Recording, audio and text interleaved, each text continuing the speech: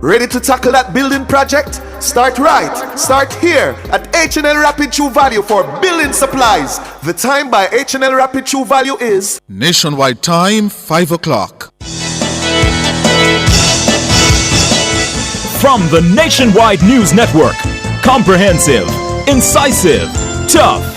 This is Nationwide at 5. Good afternoon, I'm Ricardo Brooks. And I'm Robian Williams. In Nationwide News at this hour, attorney for Sprint legend Usain Bolt denies that the money he sent to SSL was stolen before reaching the investment firm. But Nationwide stands by its reporting that a significant portion of the sums sent never made it to an investment account at SSL. The finance minister says cuts in the new budget are as a result of cuts to debt payments. The budget reflects a $159.4 billion reduction in Jamaica's debt servicing, which is amortization and interest payments. Government is spend an additional $5 billion on the Cornwall Regional Hospital. Former House Speaker Marissa Dalrymple Philibert fined $900,000 in case brought by the Integrity Commission. In news from the rest of the world, Haiti's main public hospital set on fire. New York's mayor denies he cooperated with Trump's immigration crackdown to get charges against him dropped. In headline sports, Jamaica Scorpions suffers second straight defeat in West Indies' 4-day championship. And later in our broadcast, in the cover story at 5:35, the Finance Minister Favour Williams is saying the spending cuts in the new budget are due to a significant reduction in the country's debt servicing burden. That is now cut by $159 billion when compared to last year. The minister will join us. In public opinion at 6:26, we ask, what them give for Valentine's? Give us your comments by logging on to our Facebook page, Nationwide News Network, and by tweeting us at Nationwide Radio, and message us on WhatsApp at 876-285-5693. You can also leave your comments on Instagram at Nationwide 90FM. In the nation's business at 6:40, according to figures published in the revenue estimates for 2025-2026, the government expects to collect more from its two headline taxes, Pay As You Earn and General Consumption Tax in the new fiscal year. It starts April 1. We'll hear from Managing Director of Strategic Alignment Limited, Robert Winter. And at 8, it's the A-Team with Dennis Brooks. All these and more as we take you home on air, on your mobile, Nationwide 90 FM, Nationwide Radio, JM.com, and on the Nationwide app. Available on the Google Play and the App Store. This Friday afternoon, it's Friday, February 14. It's Valentine's Day, 2025.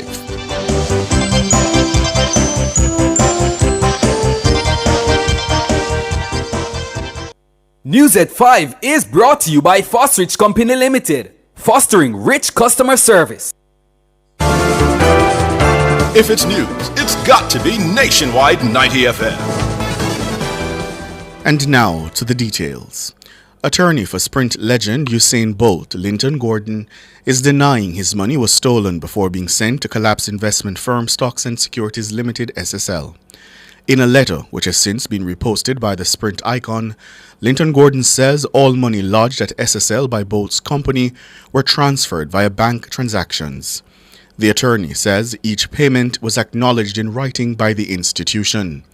Nationwide News has reported that a substantial portion of Bolt's investment of more than $12 million never made it into his investment account at SSL. Norgay Banton reports. Temporary manager of SSL, Ken Tomlinson, has admitted in court that he was able to validate Welgen's claim of $6.2 million being sent to SSL.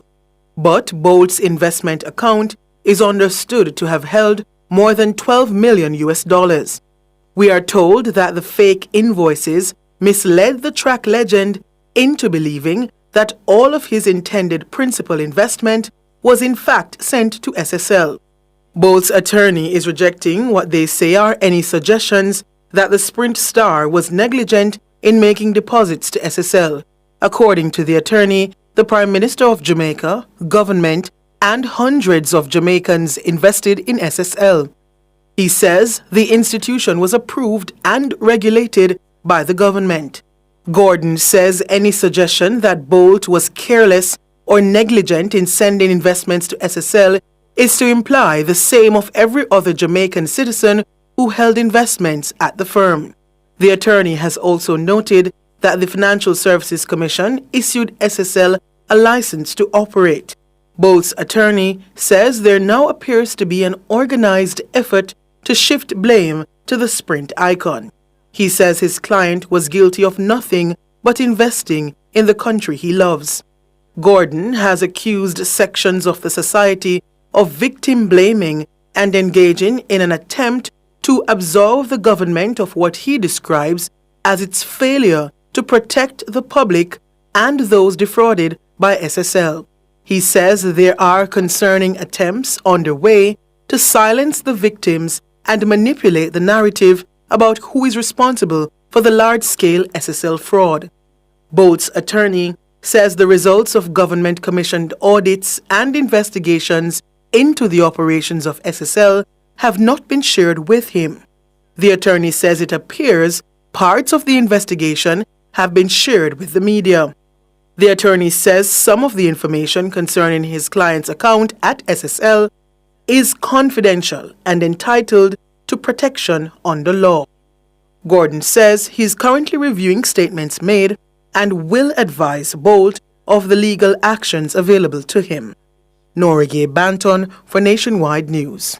And Nationwide News is standing by the story we reported on Wednesday concerning the fraud perpetrated on Usain Bolt's investment at Stocks and Securities Limited, SSL. George Davis reports. What we reported is that a substantial portion of Bolt's money sent to SSL did not make it into any investment account at SSL. What we also reported was that a substantial portion of Bolt's money was fleeced. We also reported that the accused fraudster, Jean Panton, sent fictitious statements to Bolt and his management team, giving them a misleading impression of the growth of his investment. Bolt's attorney, Linton Gordon, has affirmed that his client did send money to SSL. Gordon also affirmed that Bolt has transaction receipts to validate the transfer of money from Bolt's company, Welgen Limited, to SSL. For the record, nowhere in Nationwide's story on Wednesday did we make any suggestion that Bolt never sent money to SSL. What we did say is that when the money got to SSL, a substantial portion was not invested by SSL, as Bolt was led to believe. Additionally, the reference to the testimony in court of former receiver at SSL, Ken Tomlinson, that he could validate $6.2 million of Bolt's money being deposited to SSL is indeed a fact. For the record, we reported that a substantial portion of the just over $12 million put into SSL by Bolt was defrauded. We never reported that all of the money was stolen. We are satisfied that the points raised by Linton Gordon about erroneous reporting regarding this matter have nothing to do with what Nationwide reported on Wednesday. George Davis for Nationwide News.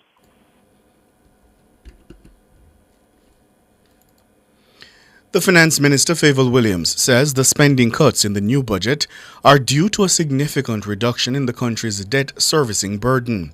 That is now cut by $159 billion when compared to the previous year.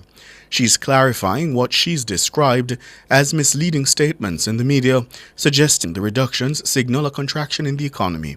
Shalois Michael reports. The Holness government expects to spend a total of $1,260 billion for fiscal year 2025-2026. That's nearly $100 billion less than the initial estimates of expenditure tabled for the current financial year. And it's almost $126 billion less than the third supplementary estimates tabled in January.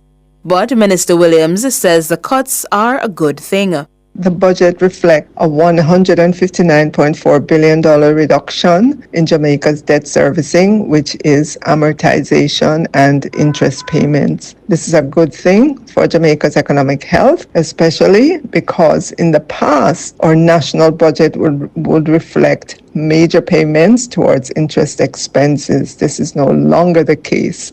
The government projects that the country's debt to GDP ratio is expected to dip to 63.7% at the end of the next financial year. That would put Jamaica's debt to GDP ratio at its lowest in at least 5 decades. The international benchmark for manageable debt is approximately 60% of GDP. Minister Williams says the government's management of the country's debt stands in contrast to the PNP's tenure in office. She points to 2014-2015 as an example. If we look back to fiscal year 2014-15, when the opposition was in government, interest expense as a percent of tax revenues was 33.6%. Compare that to the upcoming fiscal year 2025-26, where interest expense as a percent of tax revenues is 18.7%. The finance minister says the reduction in debt servicing will ensure further resilience in the economy. By reducing our debt burden, we're strengthening Jamaica's economic stability, improving our ability to respond to global financial changes and external shocks, while ensuring that we continue on the path of sustained growth and prosperity. Minister Williams will open the budget debate on March 11.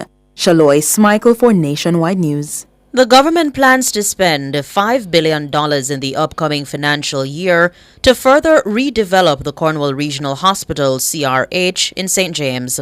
That's according to the estimates of expenditure tabled in the House of Representatives on Thursday.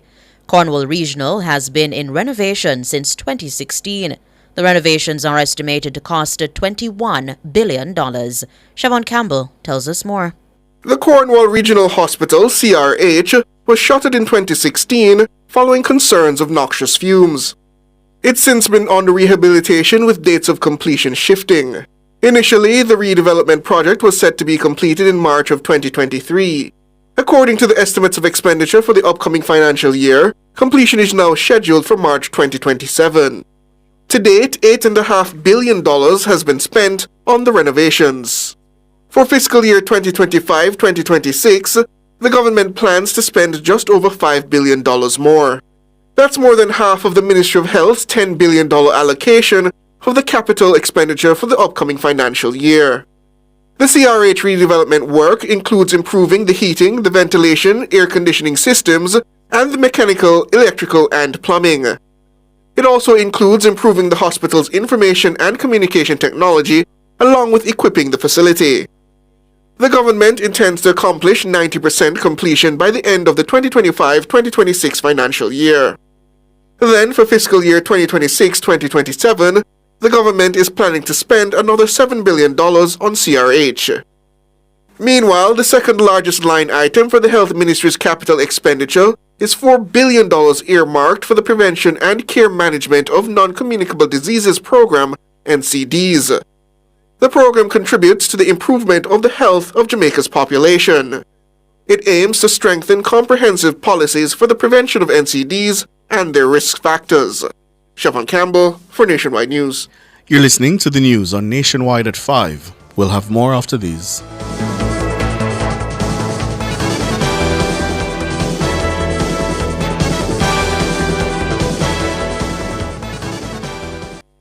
Value Drug Pharmacy offers curbside pickup and delivery of your branded and generic drugs. WhatsApp your prescription to 876-881-6695. The time by Value Drug Pharmacy is 13 minutes after 5.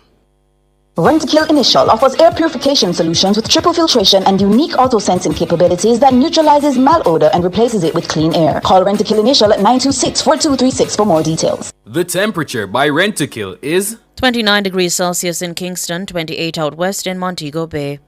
Home is closer than you think when you save towards your dream home with the Homeowner Savings Plan, or HOSP, from CIBC Caribbean. With HOSP, you unlock preferential interest rates to earn more interest on your savings and pay less with a discounted mortgage rate. You can even borrow up to an additional US $5,000 or its equivalent to help you with your closing costs. Get home faster when you save the HOSP way with CIBC. Continuing the news, opposition spokesman on energy Philip Paulwell says though promises will be made by the government, the economy is declining. He was speaking at a PNP rally in northwest Clarendon on Thursday. Today we had the opening of Parliament, the throne speech, and a budget that was presented. And over the next few weeks, you're going to hear a budget debate, and you're going to hear promises from an incumbent government. They're incumbent. Normally you want to hear promises from the opposition, but you're going to be hearing promises from an incumbent government giving away the baby, the bathwater, the kitchen sink, everything you can imagine. You're going to get it in this budget, but it is not going to be credible. Comrades, the economy is in decline. We are seeing 2 quarters of negative growth. While speaking on Nationwide this morning on Wednesday, the Finance Minister Fayval Williams disclosed that data to be released by the Planning Institute of Jamaica PIOJ later this month will show that the economy declined in the December quarter last year. But according to the minister, despite 2 consecutive quarters of decline in gross domestic product (GDP), satisfying the textbook definition of a recession, this should not be interpreted as a true gauge of the health of the economy.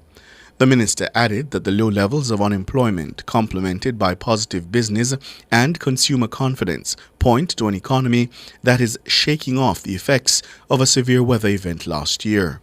However, speaking at the rally on Thursday, Mr. Paulwell says there are thousands of Jamaicans who have stopped seeking a job.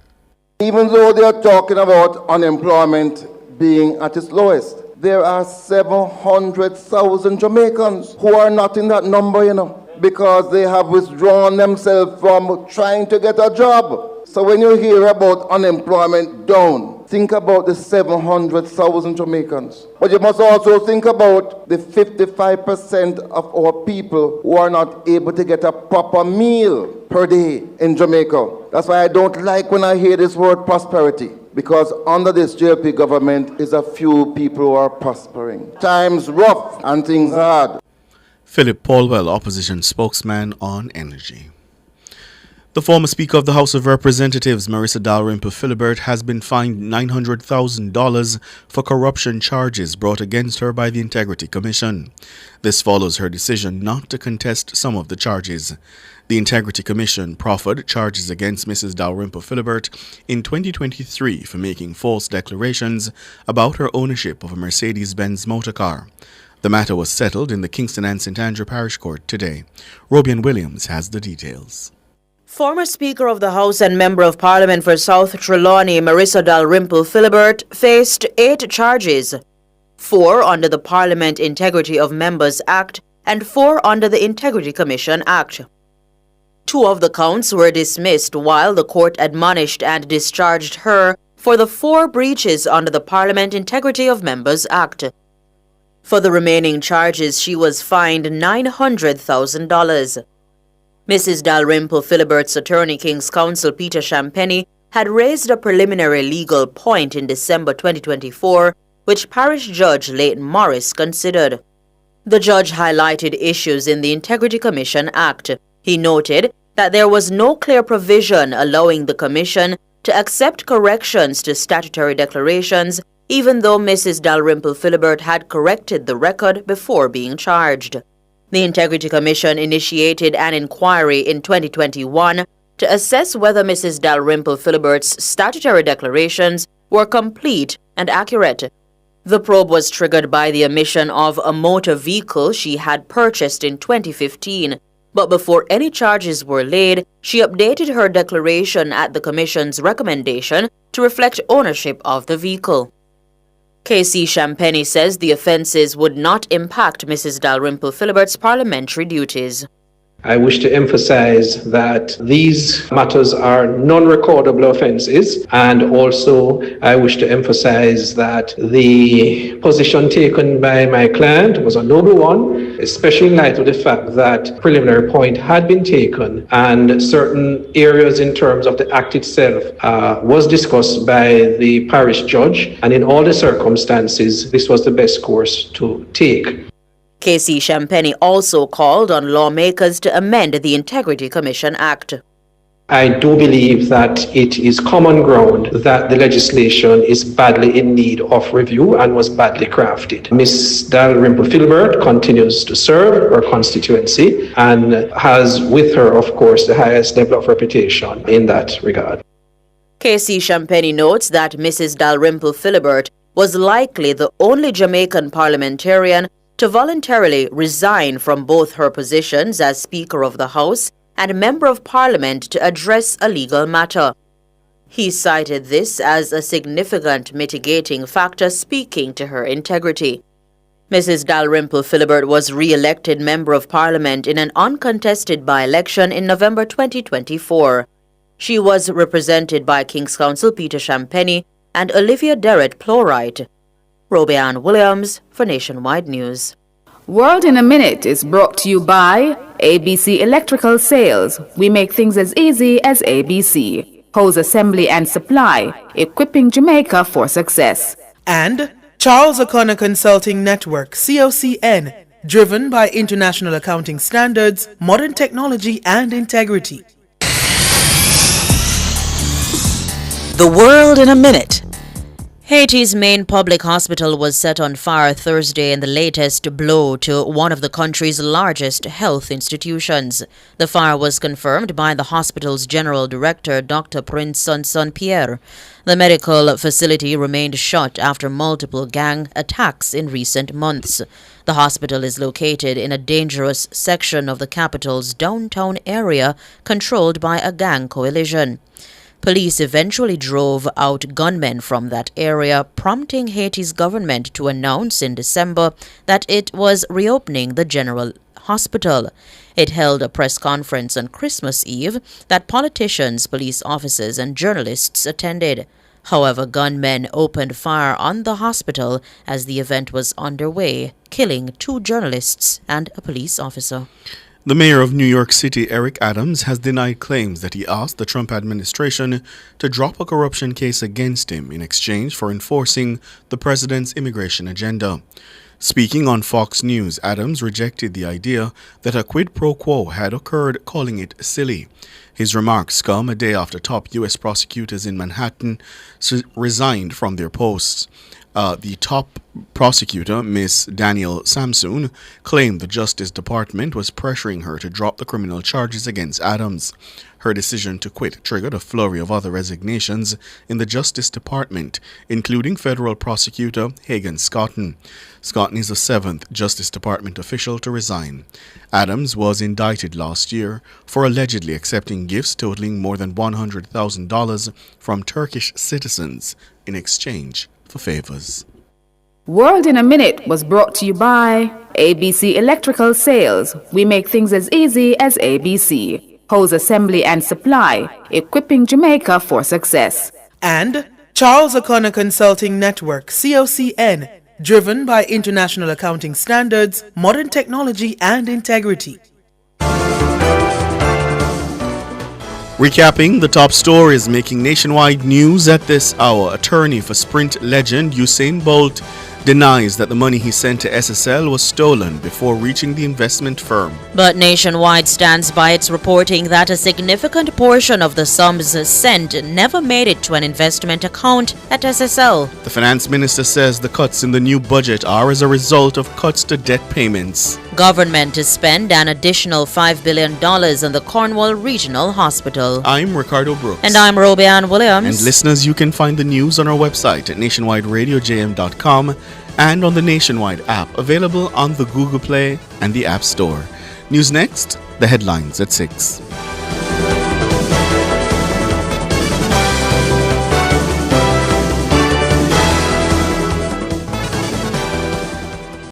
News at 5 was brought to you by Fosrich Company Limited, fostering rich customer service. If you owe the NWC for more than 2 years, your aged debt may qualify for a 30%, 35%, 40%, or even up to 50% discounts, depending on its age and other special circumstances.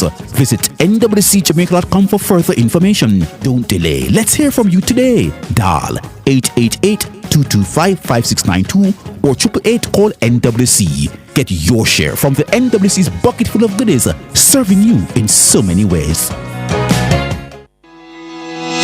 The future is here with Infinity Cooperative Credit Union Jamaica Limited. Educom and Gateway have joined forces to bring you more convenience, innovation, and opportunities to achieve your dreams. Enjoy excellent service and seamless financial solutions, all designed for your lifestyle. Whether it's loans, savings, or insurance, we're here to make your financial journey effortless. Infinity Cooperative Credit Union Jamaica Limited, where possibilities are endless. Sports at 5 is brought to you by Total Tools. They almost always have it. Hello, good afternoon, and welcome to Sports here on Nationwide 90 FM. I'm Wayne Walker. The Jamaica Scorpions today suffered their second straight defeat in the West Indies 4-Day Championship, going down by 8 wickets to the Barbados Pride inside 3 days at the Kensington Oval in Bridgetown. The Pride were set 119 for victory, and they easily raced to the target, reaching 121 for 1 thanks to an unbeaten 106-run second wicket stand between Captain Craig Brathwaite 47 and Jonathan Drake's 55. Earlier, the Scorpions were dismissed for 118 in their second innings. Javel Glenn top scored with 66, while Captain John Campbell made 25 and Javoy Royal 24. Jomel Warrican ended with 3 for 42, Chiam Holder 2 for 52, and Ramon Simmons 2 for 36. At Windsor Park in Dominica, the combined campuses and colleges, they reached 29 without loss in their second innings against the Windward Islands Volcanoes in a rain-affected game. Volcanoes added 16 to their overnight total to be all out for 248, securing first innings points. Gian Benjamin made 49, Kenneth Dember 49 as well, and Jeremy Solazano 25. Akeem Jordan picked up 5 wickets, Romario Gives 3. Over at Warner Park in Basseterre, there were centrists for Mikhail Louis and Kadeem Henry as the Leeward Islands Hurricanes continued their strong reply to the 529 for 9 declared made by the Trinidad and Tobago Red Force. At close, the Hurricanes were 317 for 3, still 212 runs behind. Louis blasted 110. Henry got an even 100 in a whirlwind opening stand of 220. Kareem Agor is not out on 41, and the outstanding Joel Andrews unbeaten on 26. Yannick Correa has so far taken all 3 wickets for 65 runs. Meanwhile, champions the Guyana Harpy Eagles were dismissed for 253 by the West Indies Academy in their rain-affected game at the Providence Stadium. Ronaldo Ali Mohammed led the way with 66 and Gouda Keshmoti 52 against Jediah Blake's 4 for 37 and Zishan Motara 3 for 37. At sports time, the West Indies Academy, they reached 41 without loss. They're at dinner at the moment. Jamaica's national men's under-17 football team could create history tomorrow and book a third appearance at the FIFA World Cup later this year in Qatar. The young Reggae Boys will face El Salvador in the final Group D game at the CONCACAF qualifiers in Guatemala starting at 7 o'clock tomorrow evening Jamaica time. The team needs only to avoid defeat to qualify for the World Cup as they go into the game on joint 6 points with the Salvadorians but are ahead on goal difference. Assistant coach Carlton Simmons says he's backing the young Reggae Boys to come away with all 3 points. I'm very much confident with the team that we have. So we feel with us being 100% going into Saturday's game, I fancy all our chances to win. So the thought right now is getting everybody healthy. Carlton Simmons, Jamaica has so far scored 13 goals and conceded 2 at the tournament, while El Salvador, they scored 10 without conceding. Jamaica's previous appearances at the Under-17 World Cup came in 1999 and in 2011. Brighton and Hove Albion moved into the top 10 of the English Premier League after a convincing 3-0 win over Chelsea in their London derby at Stamford Bridge today. Gambian international Yankuba Minte bagged the brace. Kora Mintoma got the other.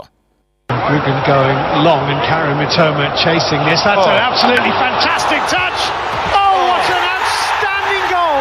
That is absolute genius. And still Rutet.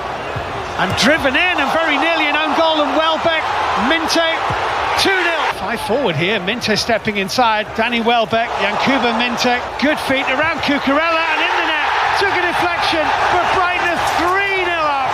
Chelsea complain, Brighton celebrate. Brighton is now up to 8th with 37 points. Chelsea remain 4th, 43 in tomorrow's fixtures. Leicester City will welcome Arsenal in the 7:30 kickoff, the early game. Aston Villa will play Ipswich. The Fulham team are at home to Nottingham Forest. Newcastle will travel to Manchester City. Southampton will entertain Bournemouth. West Ham will tussle with Brentford, and Crystal Palace will take on Everton at Selhurst Park in London. And finally, in sports at this time, the European Union delegation to Jamaica officially launched the third staging of the EU JA 5K and 10K race partnerships with the Ministry of National Security today.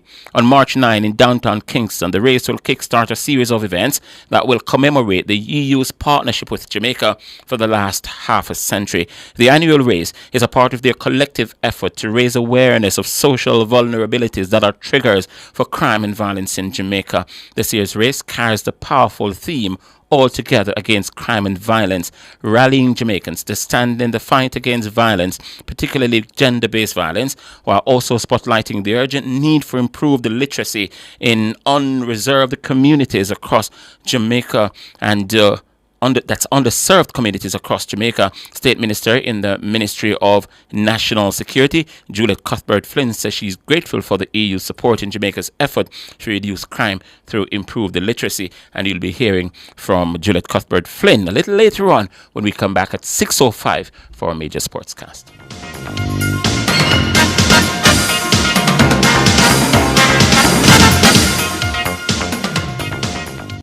Sports at 5 was brought to you by Total Tools. They almost always have it.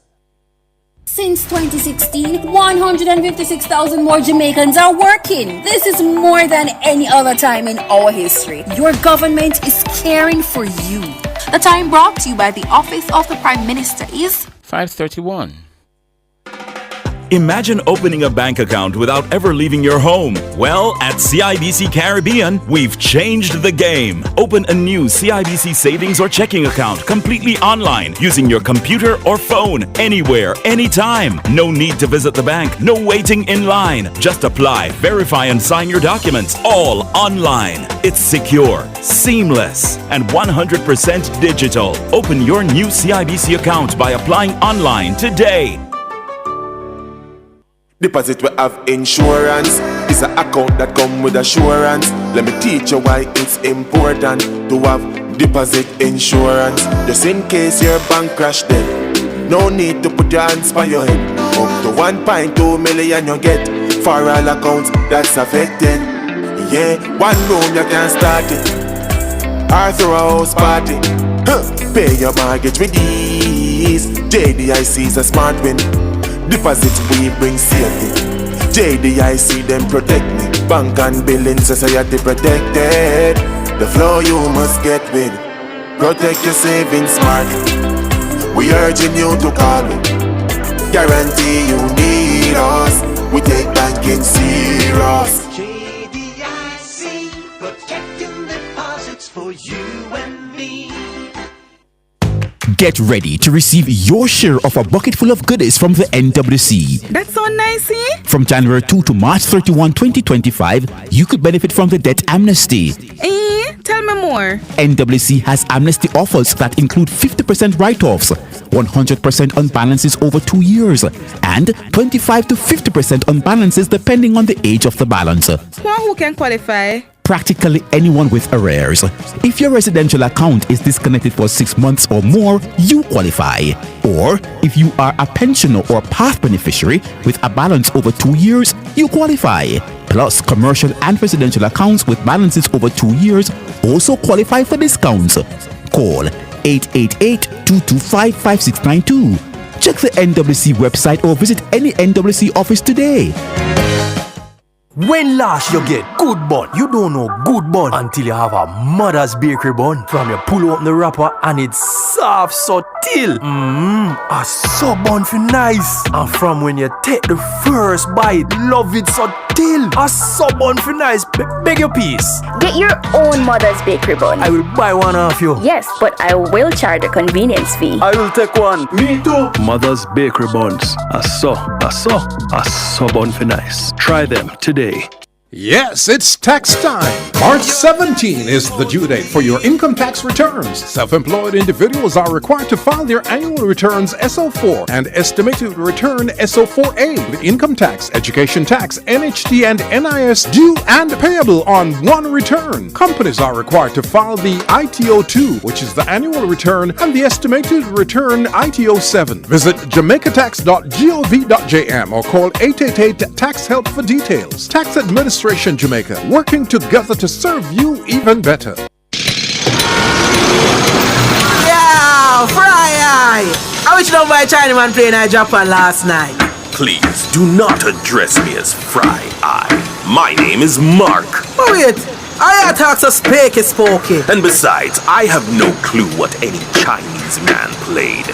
But I do know what the latest Blue Dot polls, powered by Total Tools, are showing. So me ask this man about Japan and this brother talk about poll. Be quiet, peasant. Listen to the revolution in media starting with the 6 a.m. news on Monday, February 17 to hear the key findings, including which party is favored by most potential voters for the next general election. But look, pan the man who me and him near me same bread and mackerel gravy for lunch pan the site with you. I want to take you.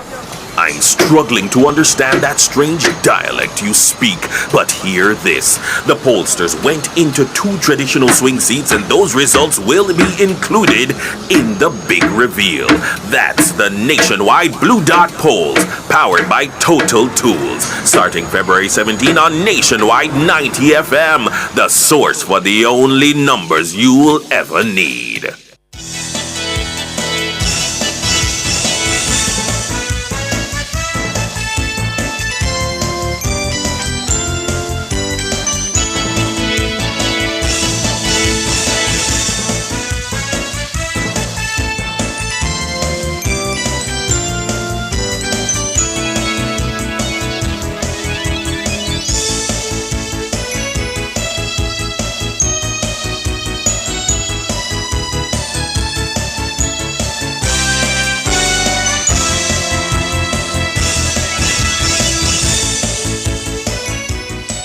Good afternoon to you. Thank you so much for joining us here on Nationwide at 5. A special good afternoon to all the lovers. Happy Valentine's Day to you. Welcome to the cover story. I'm Ricardo Brooks. And I'm Siobhan Campbell. How are you, Siobhan? We're getting by. All right, that's good. The Finance Minister, Favour Williams, says the spending cuts in the new budget are due to a significant reduction in the country's debt servicing burden. That is now cut by $159 billion when compared to the previous year. She's clarifying what she's described as misleading statements in the media, suggesting the reductions signal a contraction in the economy. The Holness government expects to spend a total of $1,260 billion for fiscal year 2025-2026. That's nearly $100 billion less than the initial estimates of expenditure tabled for the current financial year, and it's almost $126 billion less than the third supplementary estimates tabled in January. But the minister is saying that the cuts are a good thing. The budget reflects a $159.4 billion reduction in Jamaica's debt servicing, which is amortization and interest payments. This is a good thing for Jamaica's economic health, especially because in the past, our national budget would reflect major payments towards interest expenses. This is no longer the case. Favour Williams there, the finance minister. Now, the government is projecting that the country's debt-to-GDP ratio will dip to 63.7% at the end of the next financial year. And that would put Jamaica's debt-to-GDP ratio at its lowest in at least 5 decades. And we should tell you, listeners, that the international benchmark for manageable debt is approximately 60% of GDP. The finance minister says the reduction in debt servicing will ensure further resilience in the economy. Minister Williams joins us now. Good afternoon, Minister. Good afternoon. Good afternoon, Ricardo. Good afternoon, Siobhan, to your listeners. Thank you so much for as well. Thank you so much for joining us. Much appreciated. Minister, we carried the clip of you essentially setting the context of what you say is a good thing, yeah, and not at all a contraction. And for our listeners who may have further questions, just explain to them this business of debt reduction in debt servicing and why you're saying this is actually, over the long term, going to be a good thing. Okay, so if you look back, just to give a backdrop, if you go back to, let's say, 2014, 2015, and you look at interest expense that the country used to pay on its debt then, and you measure that as a percentage of tax revenues, it was at 33.6%, almost 34%. Compare that with this budget that we put forward for fiscal year 25-26, and interest expense as a percent of tax revenues is now 18.7%. That's a significant reduction over that time, and you get there by being responsible in terms of the budgets that you put forward. Mm-hmm. Minister, on the matter of the interest and amortization payments, while I appreciate, and yes, there has been a $5 or so billion reduction in interest payments, isn't the amortization figure somewhat fluctuating? Because in 2023-2024 it was 138 billion, and the actual one for 2024-2025 was 317 billion, and those payments are expected, or projected I should say, to go up to 173 billion in 2026-2027, 220 in 2027-2028, and 309 billion again in 28-2029. So is it fair to include the amortization? Right. Amortization happens. I mean, amortization means your debt comes due. That's, when your debt is coming due. And yes, last year, I should say last year, this fiscal year that we're ending, 2024-25, 317 billion of our debt came due, as opposed to 162.7 billion for this upcoming fiscal year. In terms of how we present the data, that's all included in the budget. So when you look at the kind of bottom line figure, to say that there is a reduction, that there have been spending cuts, and to try to signal to people, weakness, that's far from the truth. You have to look at the details of the budget to see that in this one there was a big chunk of debt coming due that we obviously had to provide for. Yeah, and I accept that, Minister, because looking at the figures, the debt amortization payments were quite heavy in the current financial year, and having that reduced burden for the upcoming fiscal year is definitely good news. But is it still unfair for people to suggest that this is still quite a tight budget comparatively? Well, remember the backdrop.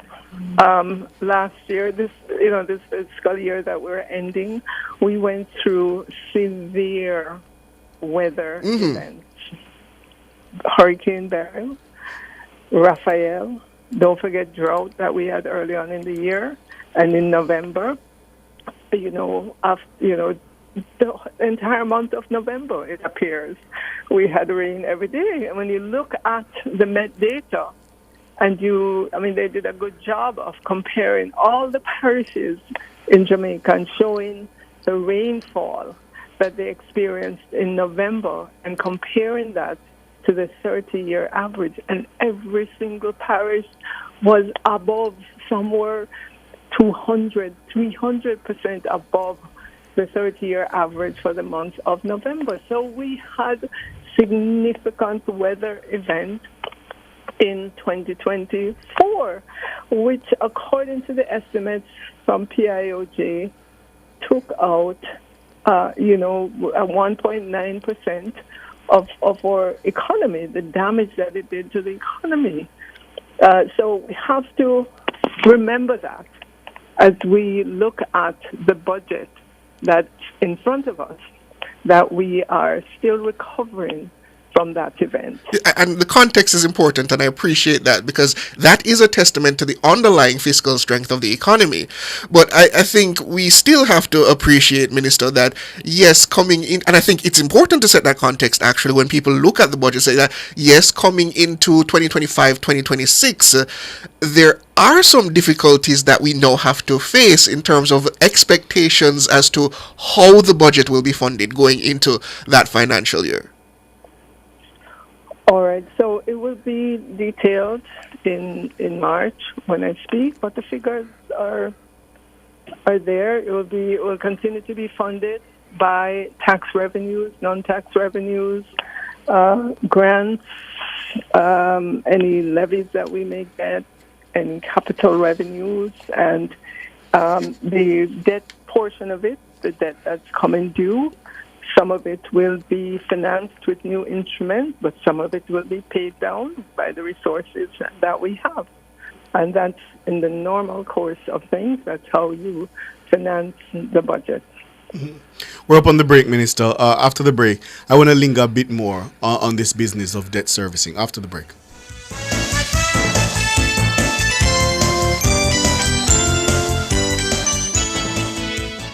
Clear your barrels and personal shipments with ease and convenience. Request a customs contactless clearance today through CCP at jca.gov.jm. The time by the Jamaica Customs Agency is 15 minutes to 6. For all your electrical needs, visit ABC Electrical Sales. They stock a wide variety of electrical supplies including plugs, switches, panel boards and conduits, plus energy-saving fixtures. ABC Electrical Sales stocks brands like GE, Siemens, Philips, Cutler Hammer, and Allen Bradley. They also offer free island-wide delivery just to suit your needs. Visit them at Shop 8, Hagley Park Plaza, Kingston 10, or call 876-754-3714-5 or 876-754-3825-8. ABC Electrical Sales, for a better choice in the electrical business.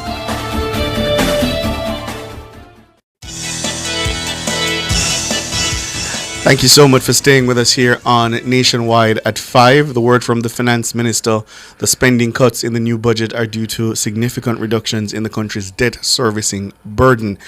She's with us now. Minister Williams, I just want to linger a bit on this matter of debt servicing, because the government is indicating that by the end of the coming financial year, the debt to GDP ratio should be about 63.7%. Now, the opposition has criticized the government for its aggressive strategy at debt reduction, yes, and they've said that you are pursuing this strategy essentially at the expense of people, everyday people who are suffering and who would need the support. And for our listeners, I want you to, as clearly as you can, create a nexus or explain the link between this strategy of aggressive reduction and how you see it as ultimately being for the benefit of the average Jamaican. Okay. So, Ricardo, we just need to think back to the years when our debt was well over 100%. It was, up at 150%. We just need to think back there to the high level of unemployment, to high inflation, to roads that couldn't get done, to all kinds of, investments that should have been made that we were not. Well, the government at the time was not able to make those investments. And I say to you, the suffering then was significant. Mm-hmm. Now we're looking at 63.7% GDP, debt to GDP by the end of this upcoming fiscal year. We are very much on target to get to the 60%, which is the global average. Mm-hmm. But I would love to say, once you get there, that will be a pivotal moment for Jamaica in terms of our credit rating in the global market, in terms of the entities who can now look at Jamaica for further investments. We are enjoying an environment now in which inflation is being managed in the 4 to 6% range. We have never seen unemployment at these levels before. To the point, where from time to time you hear businesses talking about getting labor from outside Jamaica. These were things that if you asked me about 10 years ago, I couldn't have dreamed of. All right, fair. But I hear, let's say, the farmer on the farm right now, or the vendor in the Coronation Market saying, all right, I hear the finance minister, and that sounds good. Yes, the sacrifice to ensure that the debt has fallen to manageable levels, to the global average level, and all the things she's pointing out, I agree. But I'm still finding it hard. Doesn't the PNP have a point there that the trade-off has essentially been a very, very difficult one? It has been a difficult one relative to where we were more than a decade ago. Mm-hmm. Yes, it has been sacrificed. We'd love to spend way more than we've been able to spend because we want to reduce our interest expense and thus create more space in the budget for those social programs that we'd like to spend more for education, for health, for all those things. When you bring your debt to GDP level down and you reduce your interest expense, it creates budget space. And if you continue on that road, the budget space is infinite. And when you say budget space, you mean you'll have more to spend? When you say budget space, you'll have more to spend. Mm. But not only that, you have more to spend sustainably. But Minister, aren't you being a little too polite to that notion of we must sacrifice the expenditure, because the debt is an obligation that the country must pay off. So for someone to actually call on you to slow down debt payment, aren't they suggesting something a bit precarious and dangerous? Absolutely. Listen, they should be very careful about what they say. The world is watching us, and they're watching us to see if Jamaica is going to go off track. We are here as a government saying we are committed to getting to that 60% debt to GDP, committed to ensuring that our inflation level remains controlled. Obviously, this is in the remit of the Bank of Jamaica, but it's a policy from the government in terms of inflation targeting. We're committed to having jobs in the country. We're committed to higher paying jobs. We're at the point now where jobs abound. Yes, the conversation now is, we need jobs that pay more money. Right. Yes, let's go get those jobs now. But one time the conversation wasn't there. 10 years ago when you had unemployment at 13, 14%, that was not the conversation. We're at a much better place.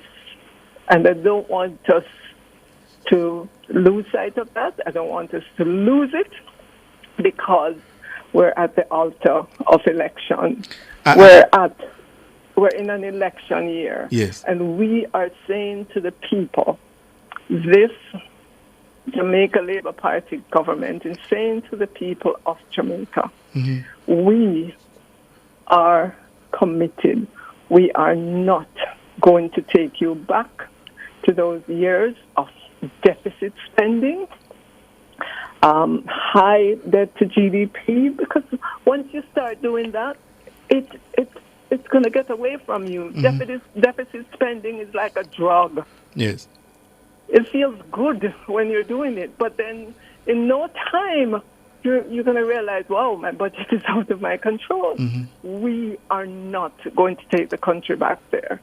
All right, but Minister, obviously the reality is that we are in an election year, And some may say because of the achievements of this government and what they've been able to achieve in the last 9 years in particular, the expectations are high.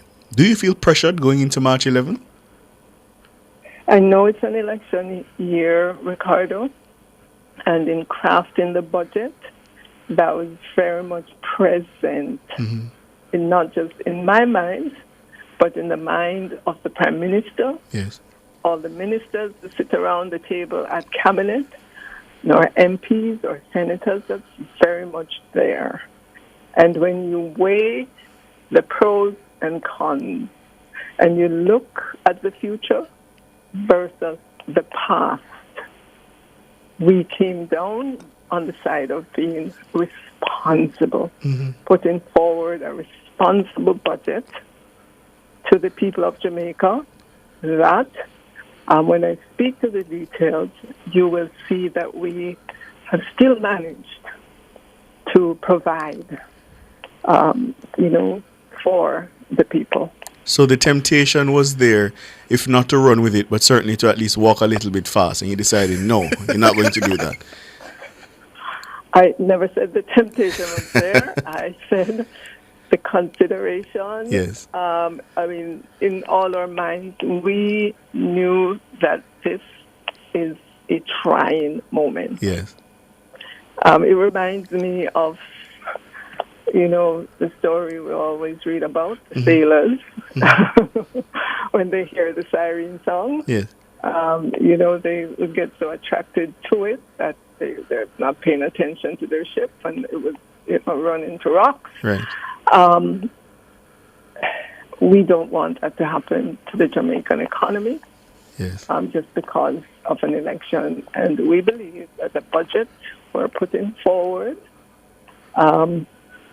when we speak to the details, the people of Jamaica will appreciate the budget. Any goodies coming? The people of Jamaica will appreciate. Good answer, Minister. Very good answer. I had to try, Minister. I want to turn to the revenue targets, Minister. I know the government expects to collect 899, call it 900 billion at the end of 2024-2025, but up to December we were at 590. Are we on track to meet that target? For 2024-25? Yes. Okay, so Siobhan, we did publish the fiscal policy paper, and in it you will see our estimate for where we are expecting to be for this fiscal year. Yes, 949 billion for 2025-2026 and 899 for 2024-2025. Right. So we that's our expectation in terms of where we'll end this fiscal year, and so far we feel comfortable with that.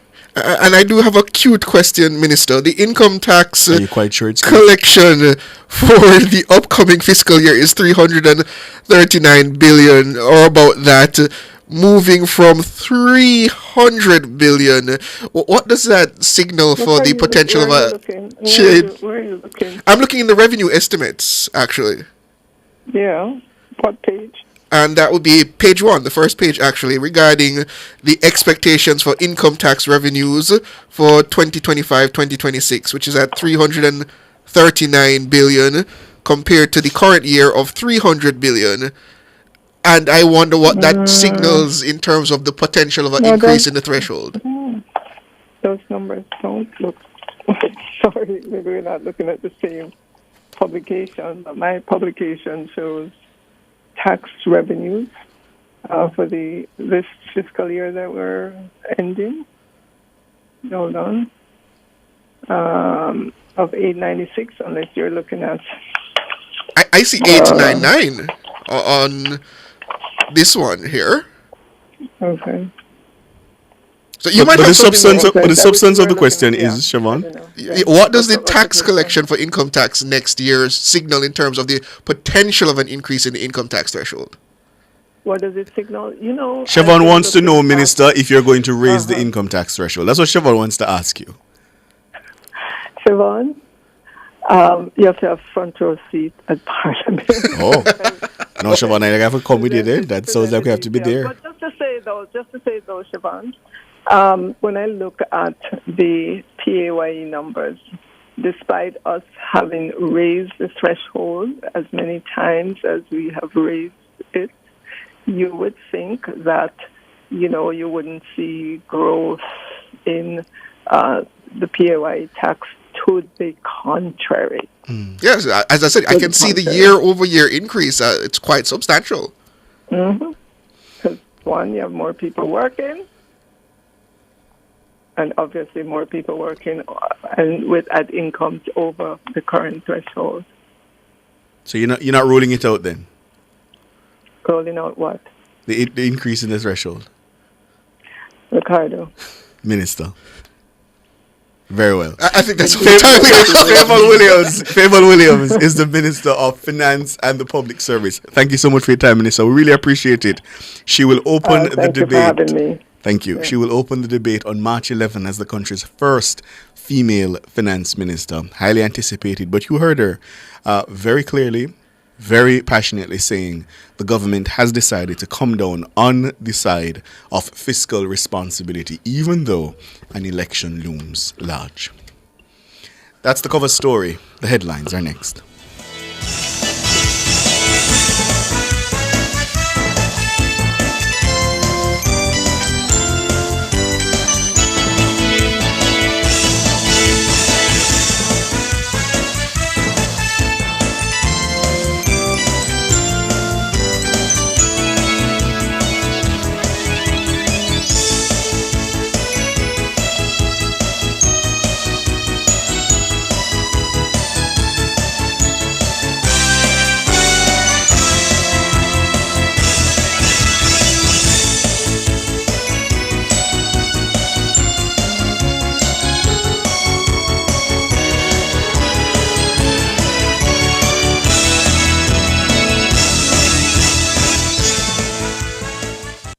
The time brought to you by Guardian Life. Live secure, live easy is 6 o'clock.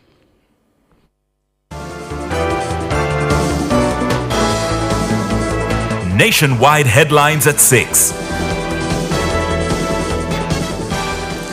Good evening with the headlines at 6. I'm Dana Davey.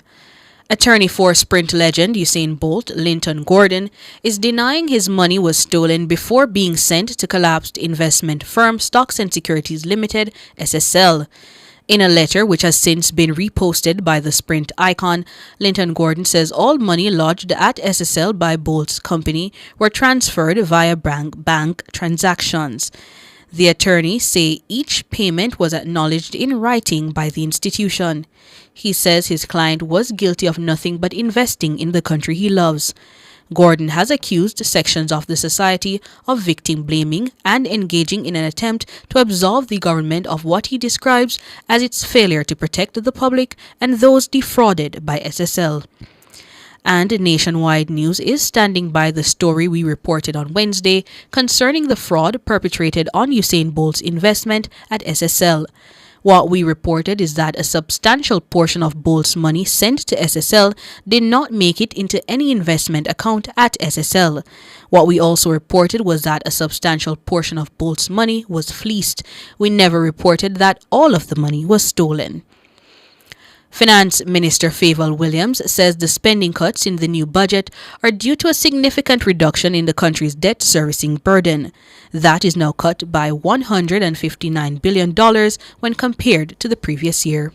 The budget reflects a $159.4 billion reduction in Jamaica's debt servicing, which is amortization and interest payments. This is a good thing for Jamaica's economic health, especially because in the past, our national budget would reflect major payments towards interest expenses. This is no longer the case. She is clarifying what she's described as misleading statements in the media, suggesting the reductions signal a contraction in the economy. The finance minister says the reduction in debt servicing will ensure further resilience in the economy. By reducing our debt burden, We're strengthening Jamaica's economic stability, improving our ability to respond to global financial changes and external shocks, while ensuring that we continue on the path of sustained growth and prosperity. Favour Williams, Minister of Finance. Opposition spokesman on energy Philip Paulwell says though promises will be made by the government, the economy is declining. He was speaking at a PNP rally in northwest Clarendon on Thursday.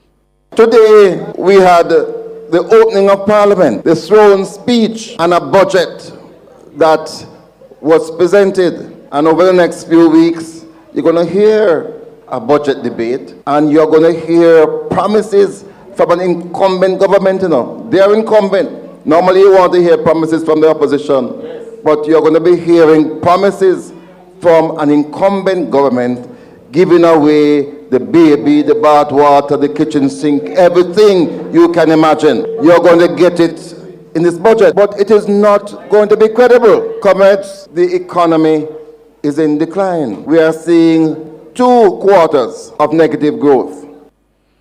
Finance Minister Favour Williams disclosed that the low levels of employment, complemented by positive business and consumer confidence, point to an economy that is shaking off the effects of a severe weather event last year. However, Mr. Paulwell says there are thousands of Jamaicans who have stopped seeking a job. Even though they are talking about unemployment being at its lowest, there are 700,000 Jamaicans who are not in that number, because they have withdrawn themselves from trying to get a job. So when you hear about unemployment down, think about the 700,000 Jamaicans. But you must also think about the 55% of our people who are not able to get a proper meal per day in Jamaica. That's why I don't like when I hear this word prosperity, because under this JLP government is a few people who are prospering. Times rough and things hard. Meanwhile, Mr. Paulwell says one of the reasons citizens are having a hard time is due to the increase in electricity bills. When we left Richard in 2016, the price of electricity had come down to 23 cents per kilowatt hour.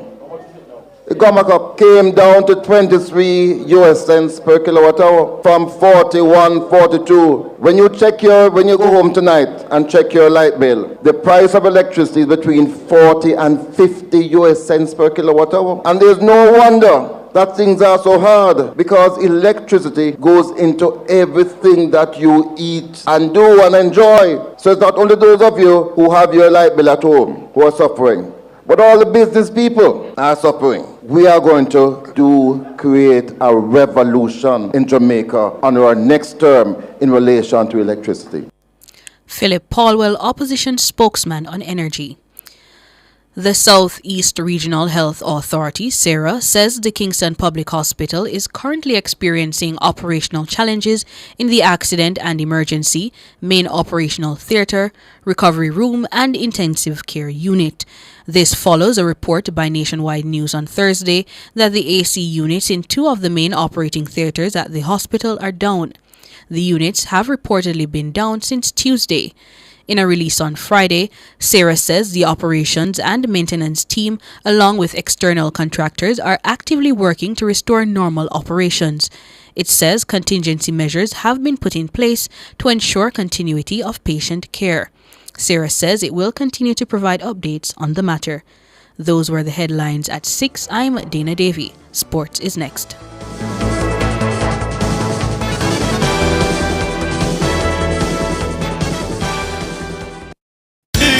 Outperform, outlast, with top performance, Jackama, reliable, full stop, not comma. We have the expertise for drilling and demolition. We have the power tools for plumbers and electricians. Fancy select tools, free parts and free repairs. Free parts, free repairs. 2 to 3 years.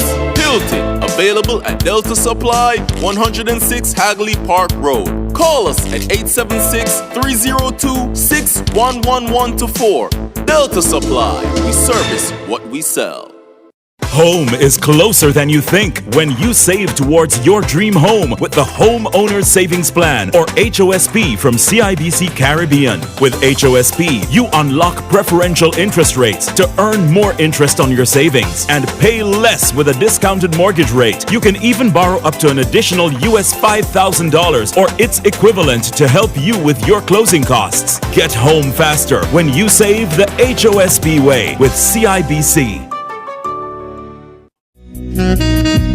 This Valentine's Day, show you care with the perfect gift from Descal Collections. Choose from our selection of fragrances, gift sets, clothing, accessories, flowers, and even balloon bouquets. Descal has everything you need to show just how much you care. Visit us today at Lane Plaza, shop number 13, or call us at 876-353-1415 and find the perfect way to say, I love you.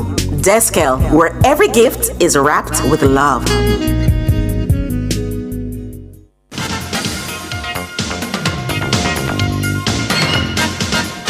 Good evening with your sports report. I am Alex Raby. We bowl things off with some cricket as the Jamaica Scorpions today suffered their second straight defeat in the West Indies 4-day championships, going down by 8 wickets to the Barbados Pride inside 3 days at the Kensington Oval in Bridgetown.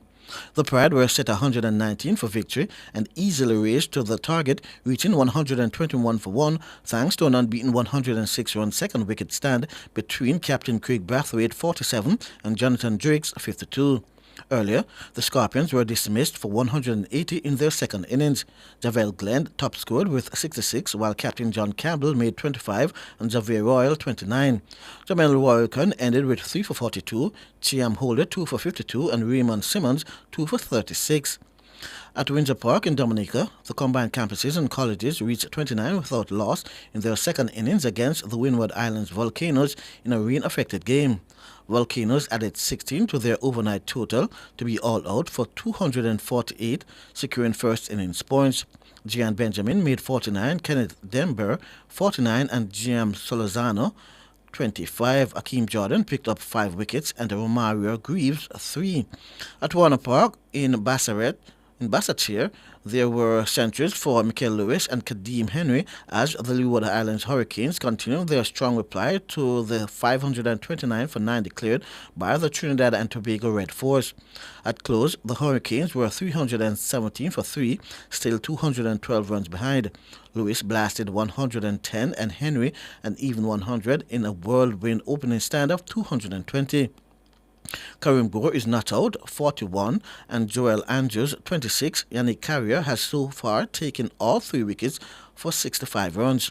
Meanwhile, champions, the Guyana Harper Eagles, were dismissed for 253 by the West Indies Academy in their rain-affected match at the Providence Stadium.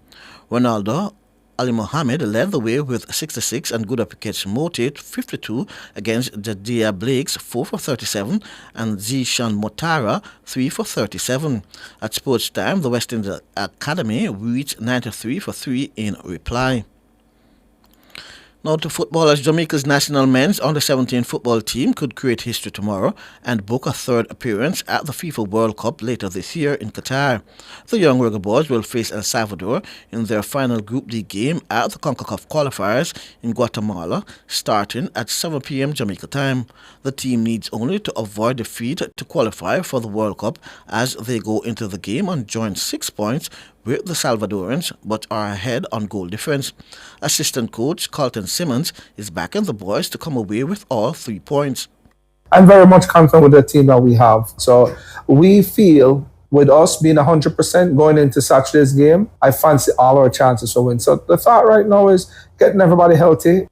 Carlton Simmons. Jamaica so far scored 13 goals and conceded 2 at the tournament, while El Salvador has scored 10 without conceding. Jamaica's previous appearances at the Under-17 World Cup came in 1999 and 2011.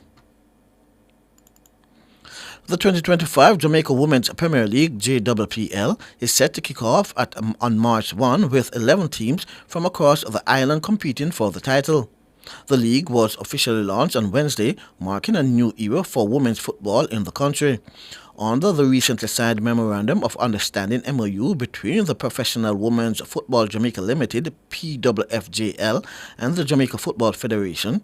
PWFJL has been entrusted with the marketing, commercialization and development of the league.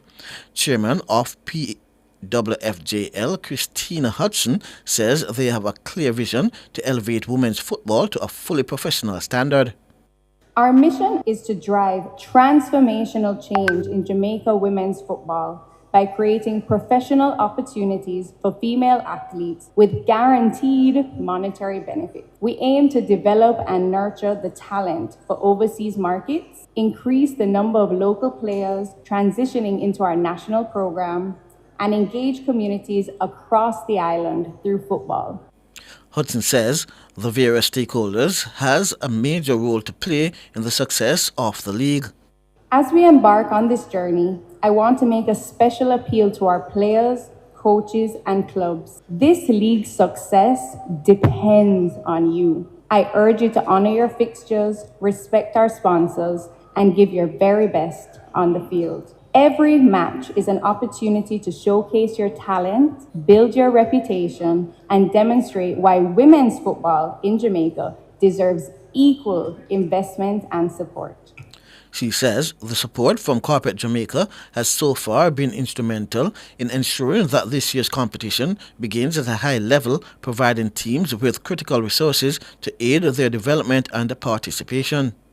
Over the past 2 months, we have worked hard to bring value to our participating clubs while minimizing the costs associated with being a part of the league. We are very proud to have Hummel Jamaica on board as our official kit and equipment sponsor. Through this significant partnership, each club will receive 25 home kit, 25 away kit, 10 training balls, 5 match balls, a ball bag, 25 pairs of shin guards, 2 goalie gloves, and 10 training bibs. Christina Hudson.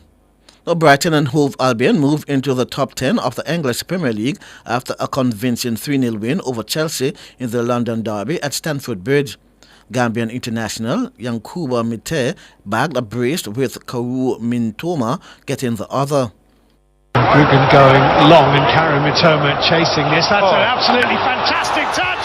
Oh, what an outstanding goal. That is absolute genius. And still Rute. And driven in and very nearly an own goal, and Welbeck, Minte, 2-0. 5 forward here, Minte stepping inside, Danny Welbeck, Yankuba Minte, good feet around Cucurella and in the net. Took a deflection, but Brighton are 3-0 up. Chelsea complain, Brighton celebrate. Brighton is now up to 8th with 37 points, while Chelsea remain 4th with 43. In tomorrow's fixtures, Leicester City welcome Arsenal, Aston Villa play Ipswich Town, Fulham are at home to Nottingham Forest, Newcastle travel to Manchester City, Southampton entertain Bournemouth, West Ham tussle with Brentford, and Crystal Palace faced Everton. Now to track and field, as over 1,000 athletes from 32 schools and clubs are registered for the COCAA Grace Kennedy Western Champs at GC Foster College tomorrow. Meet director is Stephen Smith.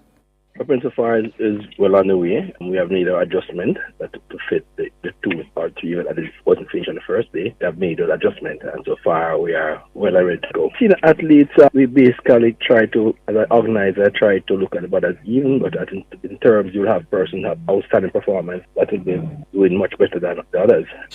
Stephen Smith. The European Union delegation to Jamaica officially launched the 3rd staging of the EU JA 5K and 10K road race in partnership with the Ministry of National Security today. On March 9 in downtown Kingston, the race will kickstart a series of events that will commemorate the EU's partnership with Jamaica for the last 50 years. The annual race is a part of their collective effort to raise awareness of social vulnerability that are triggers for crime and violence in Jamaica. This year's race carries the powerful theme, All Together Against Crime and Violence, rallying Jamaicans to stand in their fight against violence, particularly gender-based violence, while also spotlighting the urgent need for improved literacy and underserved communities across Jamaica. State Minister in the Ministry of National Security, Juliet Cuthbert-Flynn, says she is grateful for the EU's support in Jamaica's effort to reduce crime through improved literacy.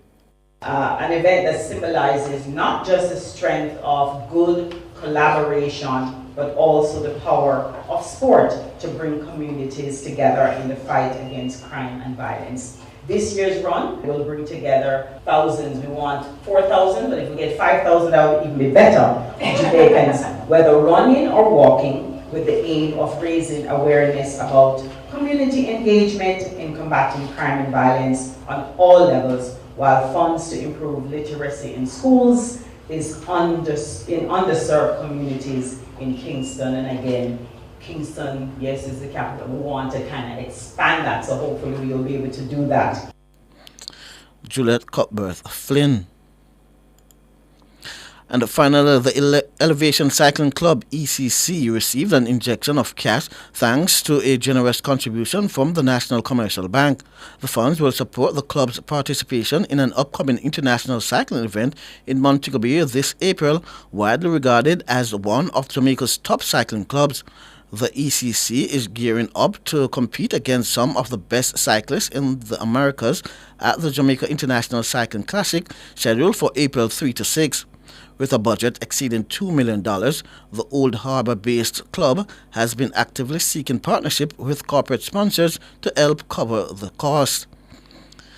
And before I go, let me say a happy Valentine to Hermine and the entire YouTube family. I am Alric Swaby, and that's your sports.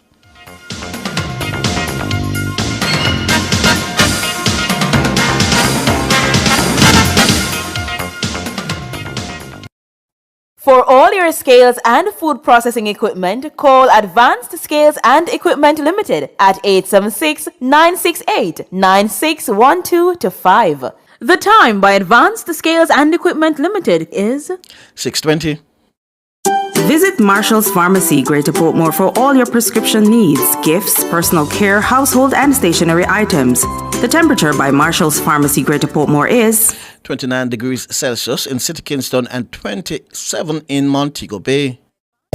You can have it all. Company events, birthday parties, or the wedding of your dreams. It's all possible at Grand Palladium Hotels and Resorts. We have magnificent event rooms and a dedicated team that will make your event the best experience that only Grand Palladium Hotels and Resorts can offer. Contact us at 876-619-0000 or call your favorite travel agency and ask about our promotion designed especially for you. Attention! The NWC's amnesty package is here, overflowing with a bucket full of goodies from January 2 to March 31, 2025. Disconnected for over 6 months, residential customers can get a 50% write-off. Pensioners and past beneficiaries get a full write-off on balances over 2 years. Do you have outstanding debt between 90 days and 2 years due to an underground leak? You may qualify for a 25% concession. Plus, enjoy discounts from 30 to 50% depending on your arrears. So, don't delay. Let's hear from you today. Dial 888-225-5692 or 888-CALL NWC. The NWC's amnesty package. Get your share from our bucket full of goodies. Conditions apply. Public Opinion is brought to you by Cleasing Industrial Supplies Limited, Industrial Automation and Control Solutions.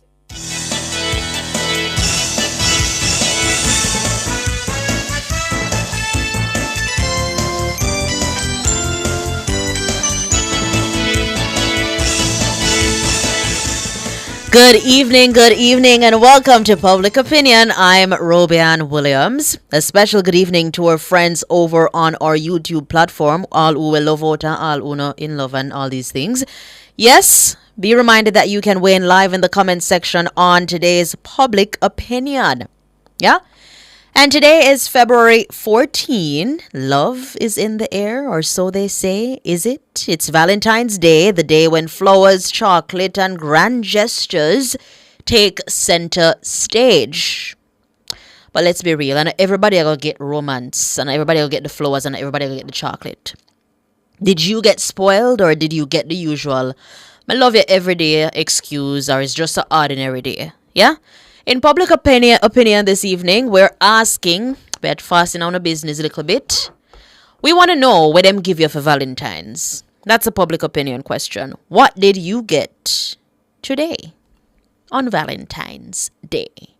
I'm going to start with the comments on our Facebook platform where Audley Phillips saying get greetings and best wishes.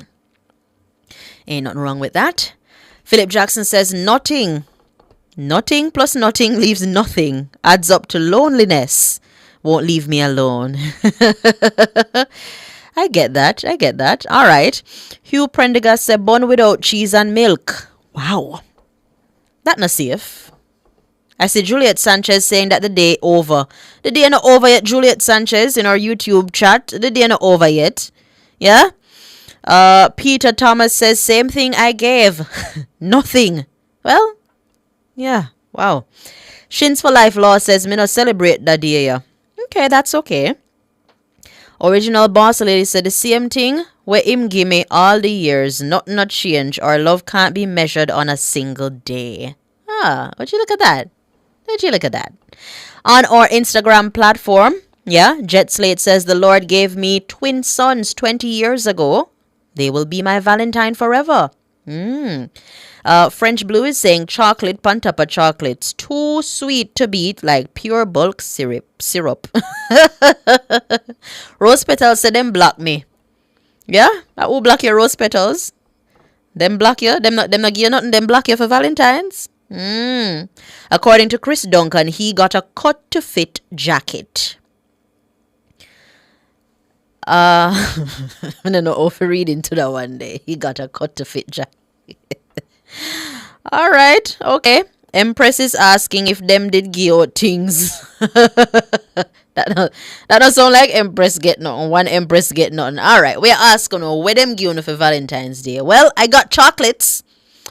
I got kisses from my colleague. Much appreciated. And I also got food from the boss. Yeah, and I also got a gift that made me smile. So broad, it's not even funny. Yeah, I got a wonderful gift. I appreciate it. Ronald Grant is asking Valentine a unium so. Yeah. Dion J is saying I'm single. However, family and friends sent wishes. Curtis Latibodier said, me nah lie, jacket pan Valentine's, Papa Jesus. Herman saying, I got greetings, some oxtail, rice and peas. That not bad at all. You know, you can cook for somebody, you don't have to go out and buy anything. You can cook a nice dinner. She come home from work, rub her feet, or him come home from work, you give him a little mani-pedi. You give him dinner, and I think it goes both ways, Jacqueline Thomas Serobian, that man is a very wicked man. Oh, wicked Jacqueline Thomas. Let's see if I can get in one here. Sharon Bless is asking, where is Rotty? Robert McKenzie seemingly asking the same thing. Andrea Henry is asking, or is rather saying, I hope the gift was from Saeed. Saeed, me have to go call you up because. Yeah? Juliet Sanchez says, we got Sandre Valentine's Day sweet lyrics in the morning show this morning. Oh, you know, say Sandre, I give out sweet lyrics over here. Cindy Lynch saying, I got happy Valentine's Day greetings from friends. Yeah, and Sharon is saying, whoa. Sharon says she get enough comfort. How can I put it that? That's the best way to put it. Sharon Bless, you got a lot of comfort. Yeah. Monica Wells says she got chocolate. Yeah. Christy C says, got my favorite breakfast. Would you look at that? I mean, simple little things. It's the simple things that count. MDL says chocolate and a card. Yeah.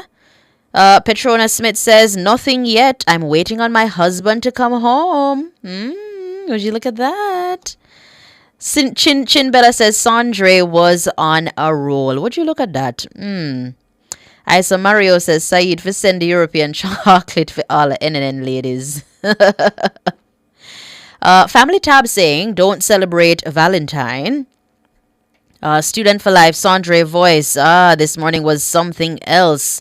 Boy, I run competition with George. What you say? Ima kick with George foot. Let me see if I can. Jacqueline Thomas is asking if she can borrow somebody or rent somebody. Jacqueline, I think the day done. Oh, you go rent somebody. You can't rent nobody now. The day done, don't it? Huh? Rent somebody. It's Valentine's. I don't know what she want to rent somebody to, go out with. Maybe have a drink with. Yeah? We are asked what I'm doing for Valentine's. It's Valentine's Day and we want to know. We want to fasten on a business little. We want to know what we want to get. D Muse says keeping low, single and disengaged. Political analyst says Valentine's Day is a money-making exercise. Hello, Mister. If you ever see the basket them line out on the road, both sides of the road have basket, table with basket put out.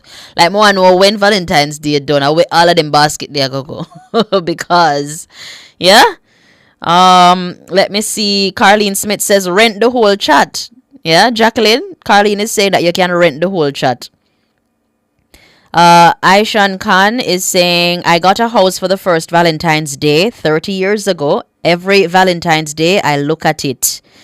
That's amazing.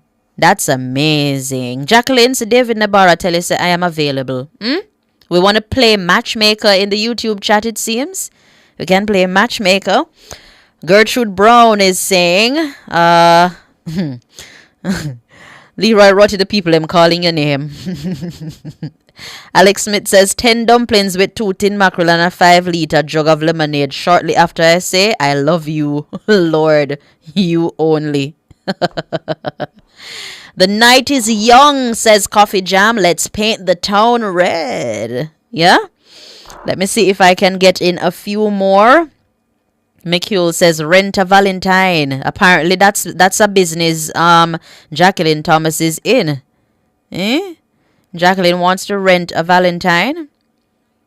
Isa Mario says set them up on E-Zone blind date. That doesn't sound bad at all, and that's a very good idea.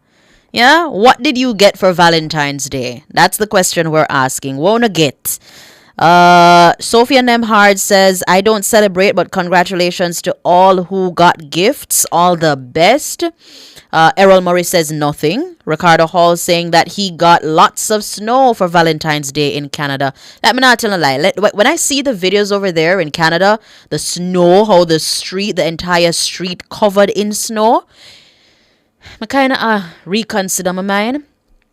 If I had if I had any plans to migrate, I kind of reconsider it, cause I don't know. Give me the sun. Give me the sun. We can cool down, but that's crazy. I hope you over there in Canada, if you're listening to me, I hope you keep warm, because the videos I'm seeing of snow covering the entire street, according to Coffee Jam, I can't manage Canada.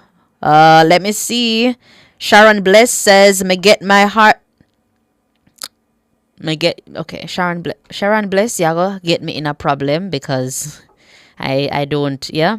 Big up yourself. Jacqueline Thomas says, Roby and I'm getting mines tonight. Okay. Jacqueline, you're not easy. Robert McKenzie said, Roti is missing in action. Strong link. Wine, chocolates, and roses. Nature will do the rest. Bertie said, nah, left Jamaica nice. It's Valentine's Day, everybody. If you don't get nothing, it only comes once a year, and if you don't celebrate it, that's a-okay also. Some people say that may very well be an excuse for some. But ladies, I just want to say, don't think that it's a one-way kind of thing, right? Don't think it's a one-way kind of thing. It goes both ways. Don't expect and not give. Yeah? I got unexpected today. I'm just gonna say I did not expect. Got it unexpected. And it's much appreciated. Yeah? Let me see if I can get in a few more. It's a two-way street, ladies. That's all I'm saying. TC saying I would want Ricardo Brooks for my Valentine. Ricardo Brooks, you're being summoned by TC. Yeah? Leroy Rotty has joined the chat. Yeah? Leroy says, I'm off the island again. I'll be back tomorrow. Leroy has joined the chat. Robert Mackenzie, I call you a liar, Leroy. What can go so? Maureen Thomas is saying, well, no different in the US. Enough snow. Wow, I can only imagine. Yeah? Gilbert is saying, I shoveled this morning. I am tired. I'm still tired. I can only imagine what's happening. Here, Heron Anderson saying, it's actually not that cold when the snow is coming down normally. Yeah? Leroy is saying, I got you. Shanna says, she got words of affirmation. Yeah? Love language type of thing. Guys, thank you so much for participating in Public Opinion. Like me say, if you don't get nothing, next year come again. You only have to wait a couple days, weeks, months for it to come again. And if you don't celebrate it, you don't love up on yourself. Yeah, all day, every day. Thank you so much for participating in Public Opinion. The Business Report is up next. Public Opinion was brought to you by Cleasing Industrial Supplies Limited, industrial automation and control solutions. Drive the most exciting new vehicles in Jamaica. Schedule your 2024 Ford Ranger pickup or Ford Everest 7-seater SUV test drive now. Call or visit KIG today. The time by KIG is 6:34. Annual eye examinations not only assess your vision but may be life-saving. Eye tests may detect serious health issues that go beyond your vision. Call IQ Optical to schedule your comprehensive eye test today. The temperature by IQ Optical is 29 degrees Celsius in Kingston, 27 out west in Montego Bay.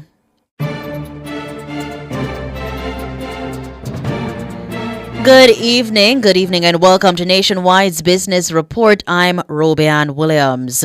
Omni Industries Limited closed the fourth quarter of 2024 with a 9% increase in gross profit to $872 million, demonstrating resilience and adaptability amid a 5% revenue decline of $1.93 billion. The company says this was driven by adverse weather, a cement shortage, and economic challenges.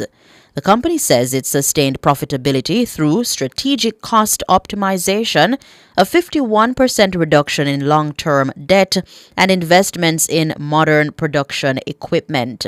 Omni says it has navigated short-term pressures by focusing on financial discipline, efficiency, and reinvestment while strengthening its position for continued growth and innovation in 2025.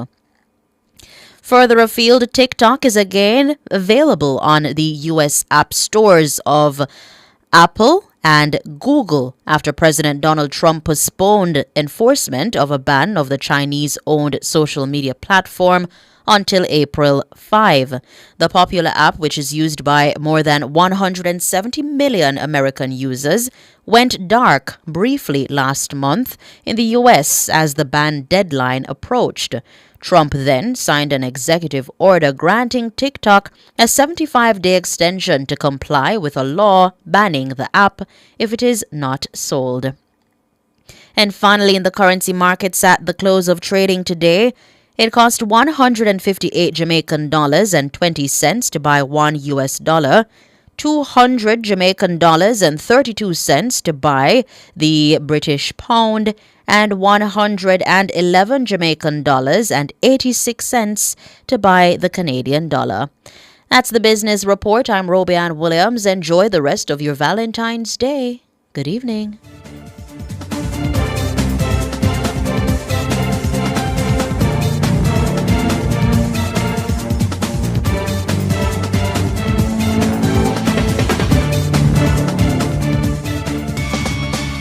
Enough power tool, big to small. Chakama figure dig the wall. Our total tools. Beat back a figure trim the lawn. We have everything a job demand. Total tools. We rent them, sell them and fix them. Also give Total Tools a call. When I say home improvement, landscape construction, or Total Tools are your option. Home improvement, landscape construction, Total Tools are your option. Total Tools located at 102 Main Street, Ocho Rios, 34 Slide Road, Kingston, and Lot C6 Jacksaw, St. Anne's Bay. Call us today. Good Good morning and welcome to the newest addition to the Nationwide News Network family on Hot 102. Good afternoon, I'm Erica Allen. I'm Elizabeth Bennett. In Nationwide News at this hour.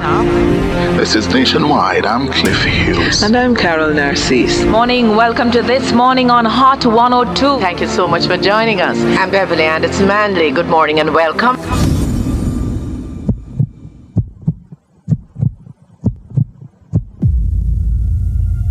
For 20 years, Nationwide 90 FM has been your trusted source for breaking news, delivering critical updates when you needed them most. 3:37 in the afternoon, we interrupt to bring you more from the One Don Klansman gang trial.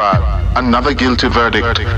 With fearless, fact-based journalism that unearthed the truth. Between 2012 and 2018, nearly $5.5 million was taken from the track legend. And insightful commentary that sparked meaningful conversations and shifted perspectives. Welcome to the front page. I'm Emily Crooks. I am Naomi Francis. We're pleased to be joined by Roger Clark. From the stories that shook Jamaica, we're having an earthquake, to those that inspired change and left lasting impacts. In 2014, to be dealing with an issue such as the Mario Dean case. Nationwide 90 FM has been there, diving deep into the issues that matter most to you.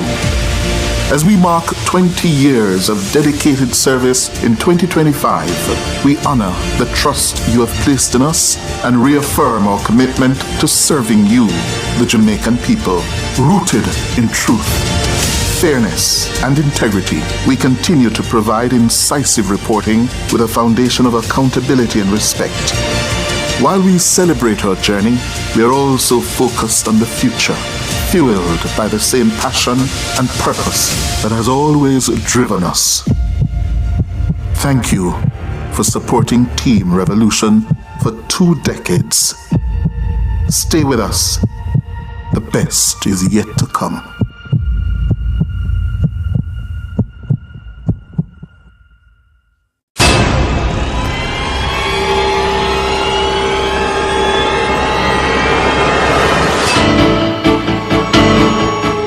If it's in the public's interest, it's the nation's business during Nationwide at 5. The nation's business.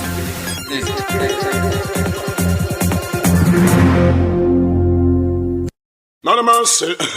This one is very classic, dedicated to all the schoolers who are taking them. If you've ever struggled to pass an exam, then you'll know that students today are under great pressure to get good grades and secure qualification needed to move on to higher education. The problem is that too many students are struggling alone and could really benefit from connecting with hardworking teachers and other bright students in other parts of the country and the region. Join me, Dennis Brooks, this and every Friday evening from 8 to 9, with a repeat on Saturday morning from 8 to 9. For the A-Team, a study group on radio. My team of teachers, students, and experts will break down the syllabus, giving you information, tips, and past paper questions that will help you get top grades in your upcoming exams. Follow us on Facebook Live and on Twitter and be a part of the community. It's the A-Team. Fridays at 8 p.m. with a repeat at 8 o'clock on Saturday morning. It's your free extra class on radio and social media. And it's right here on Nationwide 90 FM, the revolution in media.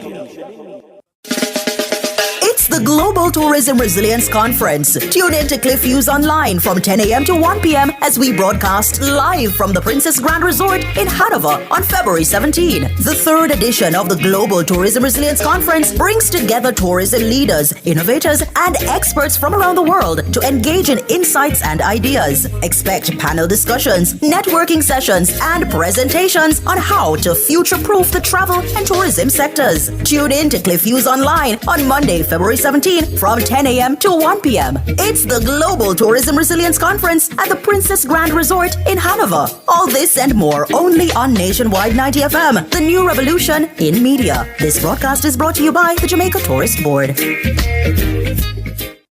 Exciting news! The Design Studio on Nationwide 90 FM just got a whole lot bigger. Join us this and every Saturday now from 1 to 3 p.m. for an exclusive show that elevates your home, mind, and soul. Discover the latest interior design trends to create your dream sanctuary. Unlock your true potential with personal growth strategies. Nourish your body and spirit with expert wellness tips. Don't miss out on the inspiration you need to live your best life. Tune in to the Design Studio this and every Saturday from 1 to 3 p.m. and take the first step towards a more fulfilling you.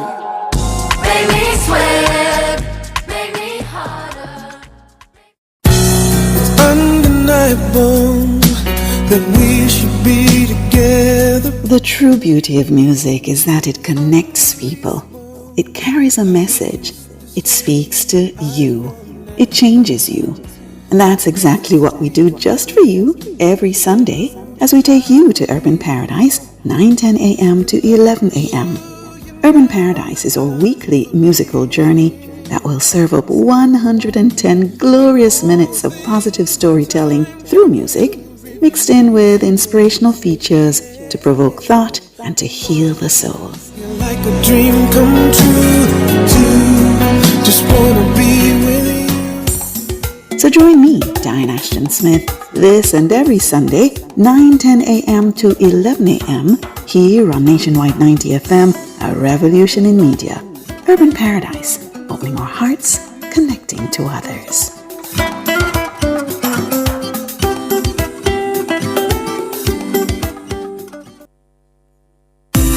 This time signal is sponsored by Janak Global Accreditation, an agency of the Ministry of Industry, Investment and Commerce. The time is now 6:45.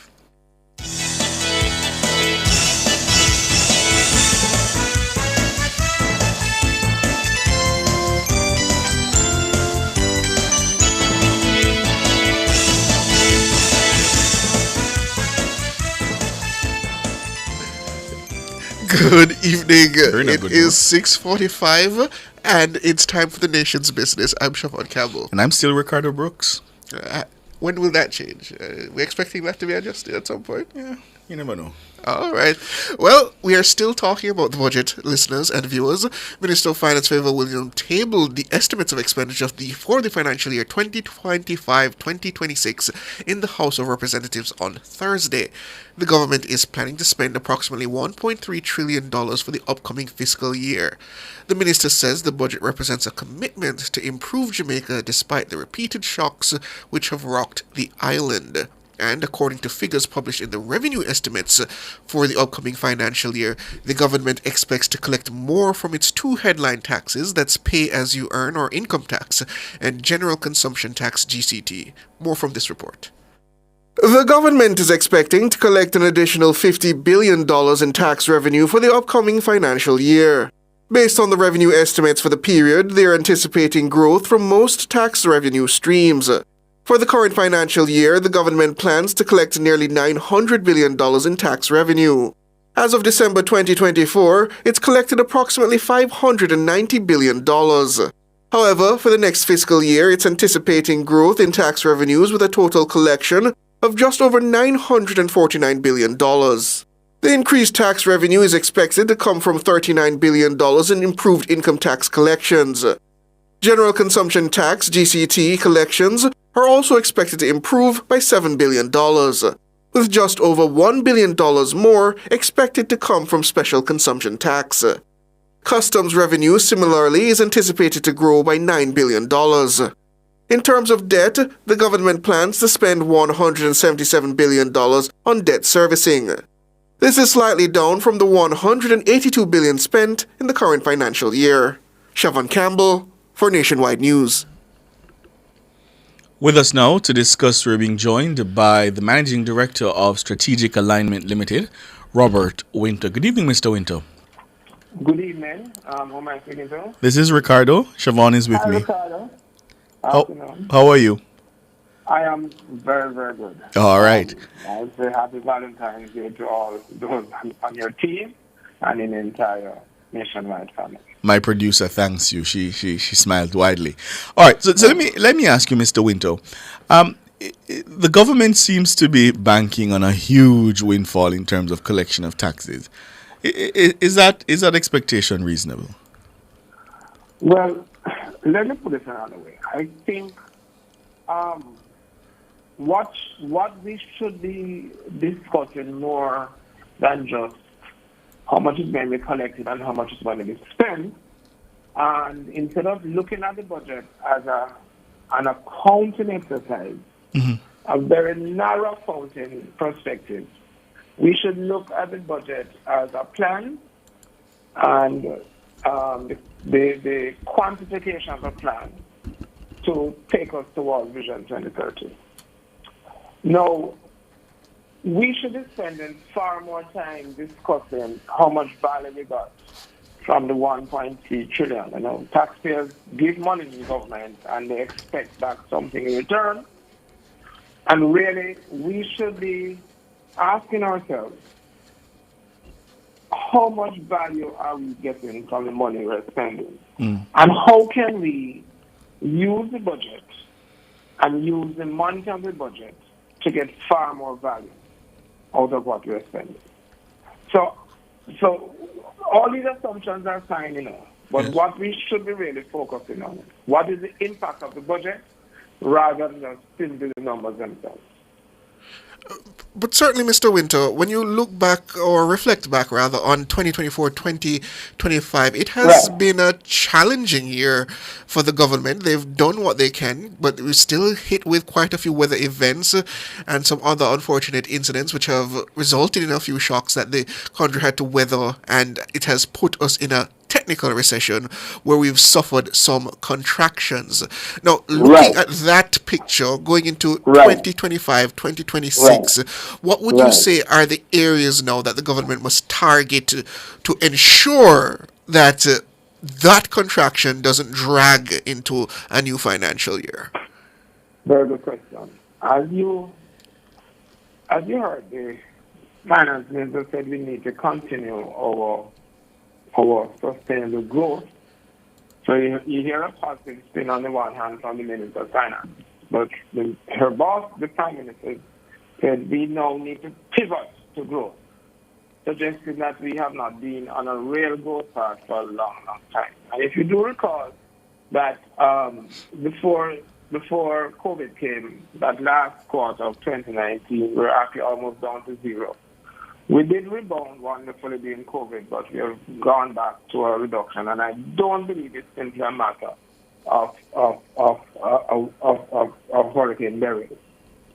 There are some weaknesses in the economy that need to be fixed, and the minister must come to us and tell us how are you going to use the budget as a tool, best tool that she has at her disposal, to fix these underlying issues that are causing continuously low growth for a very, very long time. So what are the things that are really that she has influence over to make it happen? No. Our planning organizations are really not doing any planning. I don't know if you can tell me, have you seen a growth plan recently? Or are we just continuing if you consider the Aspire Jamaica initiative that the Prime Minister put forward, I believe it would have been December, Ricardo, if you recall? Yes, it was in December. Would that be considered a growth plan? Or was that some ideas from the Prime Minister? So what would and I'm assuming you're saying it doesn't seem practical. So what would a practical? No, the number one thing about it is human capital development, and we are having serious problems on education for a long, long time. So these are nice ideas, and I understand the frustration of the Prime Minister. We have not had the growth we have had. But what I'm saying now, we are having some stumbling blocks, right? Our planning organizations are doing very little planning. So we should really have had a proper growth plan from the PIOJ that we are tracking and adjusting and responding to each year. Our transformation organizations in the public sector are doing little or no transformation, facilitation transformation. Our productivity organizations are not facilitating any productive improvements. And our accountability organizations are not encouraging accountability within the public sector, which is a foundation for that sets the environment for growth, which is driven by the private sector and consumed by the general public. Now, I believe the minister in her budget now should find some amount of funds to fix these fundamental problems that are being prevented us from going for a very, very long time. Now, I'll tell you something else. And sorry, just before you get to the something else, just to be clear, those fundamental things you're saying, that's a human capital development problem.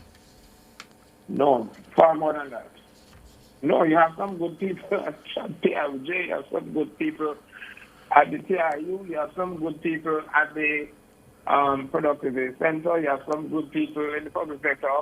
It's not just about human capital. It's about really putting proper strategic planning in place and then execute the plan.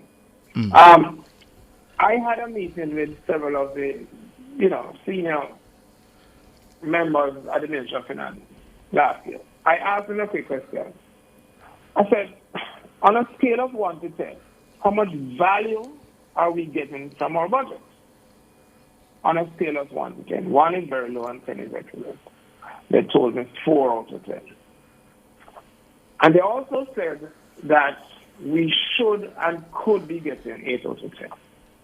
What does that translate to, Ricardo? That translates to $500 billion annually going down the drain. We're losing value. We're not getting value for money. And that needs to be fixed. And I think the minister now needs to use her budgeting system to try to correct it. Put the funds where it needs to be. Get the accountability systems working so that the environment can improve, because it's the government who provides that environment for the success for the country. So while the budget is sliding on, and Michael Leachin once said that success is 1% planning and 99% execution. And the budget, as it is now that we're discussing, is just the 1%. The 99% happens through the entire year.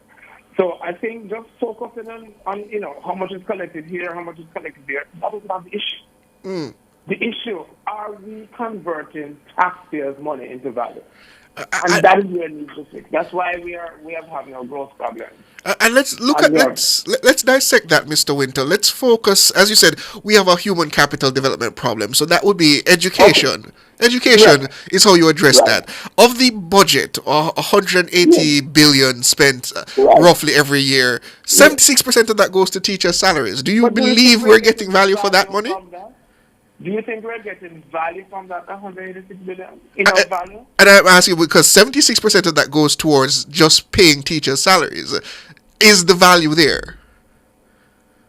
Are we getting the output? Last year we had 10% of our grade 11 students passing 5 subjects, including math and English, which is very low. We have had Professor Patterson's report sitting down for over 3 years now. It was passed. It was laid in Jamaica House in January 2022. And we are nowhere where we should be in improving education. Nowhere. I'm saying to you that there are certain things that we should be looking at. How do we fix the underlying issues that we have? That is what we need, rather than talking about the accounting part of the budget, whether you're going to raise this or going to raise that. And also to be reviewing last year's $1.3 billion. How much value did we get out of the $1.3 billion? We had huge increases in parliamentarian and public sector wages. Did we get value out of that? Have we got? Did we get value? Then let me ask you then, what would be the assessment if you went to an average Jamaican and asked them what was the value derived from the budget? What would be the assessment? As in an actual assessment. Would that be GDP growth? Would that be the assessment? Well, there is. I had worked with there's a unit at the Ministry of Finance that is designed to measure that, and we had done some work with them on how to measure it. And so you can measure organizations. Like I can tell you that one of the lowest value for money organizations we have is the National Housing Trust. We even spend there $25 billion a year, but I don't think we'll get $25 billion worth of value every year. So to hurt. And so therefore, how we need to be measuring and fixing and extracting the value. That's what we need to be doing. And that accountability infrastructure that we should have in place in government is not working. Last year the Prime Minister said, and I think it's March 27th newspaper, and they can look at it in a statement. He says the compensation review is in two parts. One is to give more money, and secondly is performance and accountability. Phase 2. And he was going to take personal responsibility for accountability and performance in the government, because that is what provides the support for the rest of the country, so that we can grow, so that our murders can go down, so that our education outcomes can be improved, so that we can get high investment, we can get better jobs rather than flooded with low level. The Gleaner had it just recently, low wage, low value added jobs. So these accountability systems need to be put in place. The Ministry of Finance should be holding every single department, ministry and agency that gets money from them. They should be holding them to account for the use of money. Yes. But it's not happening. It's not happening. So based on what I was told by those senior officials, we could have been having half the budget with the same amount of value we're getting now. I think that is the approach we need to take, rather than simply seeing the budget as an accounting exercise. Okay. Then just a final one from me, Mr. Winter. And this is more of a direct question regarding our taxation system. Right.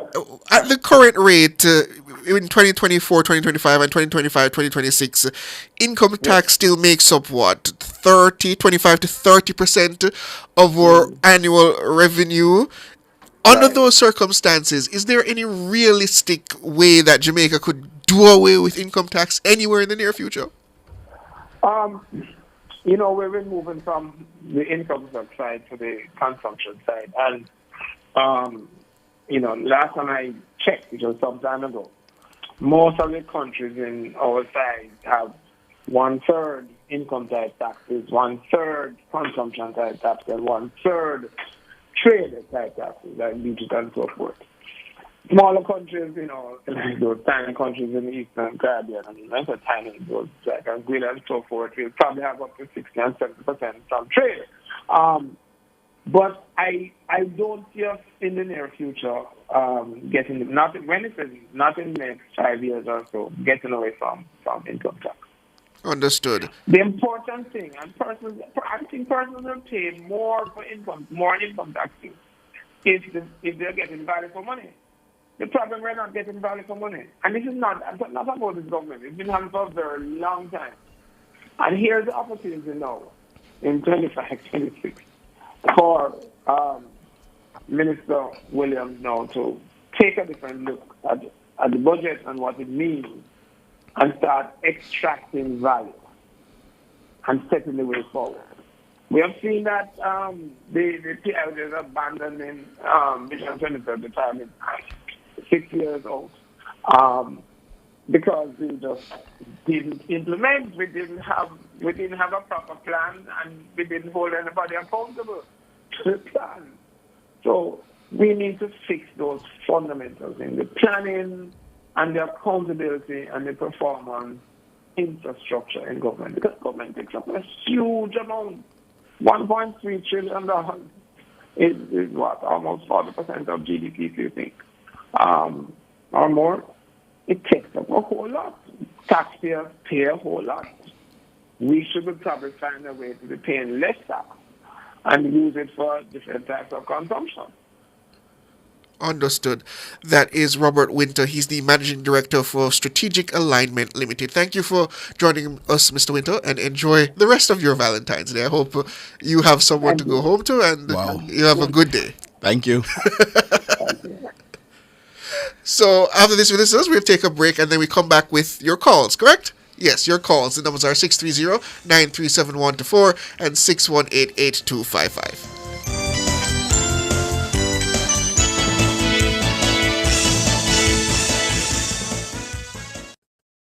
Jamaica's Spark program is investing $45 billion to improve roads, water, and telecom. Better infrastructure for a better future. The time by Spark is 7:02. Revamp your space with unique living, sleek fixed and sliding shower panels, shower systems and faucets, stylish vanities, LED and non-LED mirrors, basins and kitchen sinks, closet and storage solutions, hanging aids, and more. Available in different finishes and sizes to match your style. Transform your space and visit us today at shop number 6, 30 Dunrobin Avenue, Kingston 10. Call us at 876-755-3661 or visit our website at uniquelivingja.com to shop. Good morning and welcome to the newest addition to the Nationwide News Network family on Hot 102. Good afternoon, I'm Erica Allen. I'm Elizabeth Bennett. In Nationwide News at this hour. This is Nationwide. I'm Cliff Hughes. And I'm Carol Narcisse. Morning, welcome to This Morning on Hot 102. Thank you so much for joining us. I'm Beverly Anderson Manley. Good morning and welcome.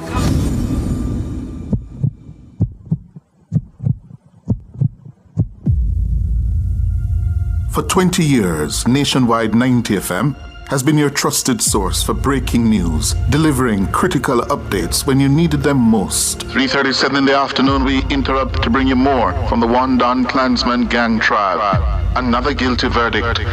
With fearless, fact-based journalism that unearthed the truth. Between 2012 and 2018, nearly $5.5 million was taken from the track legend. And insightful commentary that sparked meaningful conversations and shifted perspectives. Welcome to the front page. I'm Emily Crooks. I am Naomi Francis. We're pleased to be joined by Roger Clark. From the stories that shook Jamaica, we're having an earthquake, to those that inspired change and left lasting impacts. In 2014, to be dealing with an issue such as the Mario Dean case. Nationwide 90 FM has been there, diving deep into the issues that matter most to you.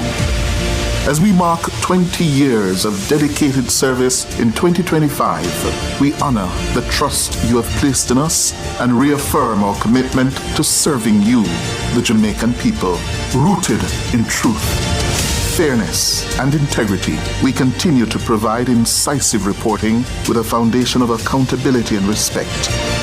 While we celebrate our journey, we are also focused on the future, fueled by the same passion and purpose that has always driven us.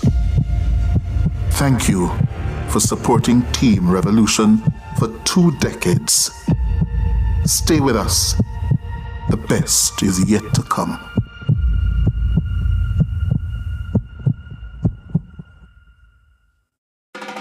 Imagine opening a bank account without ever leaving your home. Well, at CIBC Caribbean, we've changed the game. Open a new CIBC savings or checking account completely online using your computer or phone, anywhere, anytime. No need to visit the bank, no waiting in line. Just apply, verify, and sign your documents, all online. It's secure, seamless, and 100% digital. Open your new CIBC account by applying online today.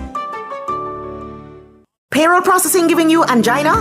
Complete your payroll in just 15 minutes with IcoPay. IcoPay is an efficient payroll software that simplifies payroll processing and returns for businesses of all sizes. Features includes SO1 and SO2 filings, online salary deposits, payslip distribution via email, and many more. It's Jamaica's best-selling payroll solution. Visit IcoPayJA.com for a demo. Follow at IcoPayJA or call or WhatsApp at 876-333-5809.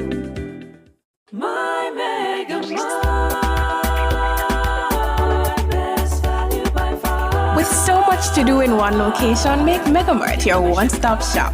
Pick up your groceries and houseware needs, grab a bite and pay some bills, fill your prescriptions and see the beauty products in our pharmacy. All in one amazing location. My Megamart, the best value by far.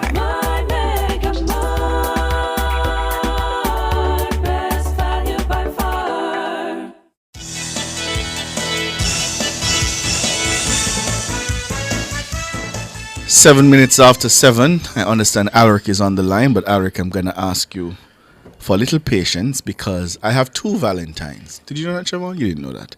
2 Valentines on YouTube Books, and I have a song for each of them. My first Valentine is My First Love. Let me guess. And everybody knows who that is. Let me guess. Marigold Weber is my first love. Yeah, I tell the story all the time. When I started hosting, Marigold was kind to me. And I'll never forget that first day, way back in December, I think it was December 2022, when Siobhan and I hosted Nationwide This Morning together. And the YouTubers tried to chase us out of there. Told us we were horrible. Clifton needed to replace us. It was a disgrace. And I remember at the end of that broadcast, I was crestfallen. Beaten down. No, only about 50% of us want us to go. And Marigold said, all of you, be quiet. Give him a chance. And I've never forgotten that kindness. So Marigold is my Valentine, my first Valentine. I have 2, as I said. And I have a song for Marigold.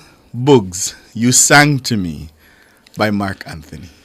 For Marigold. Happy Valentine's Day, Marigold.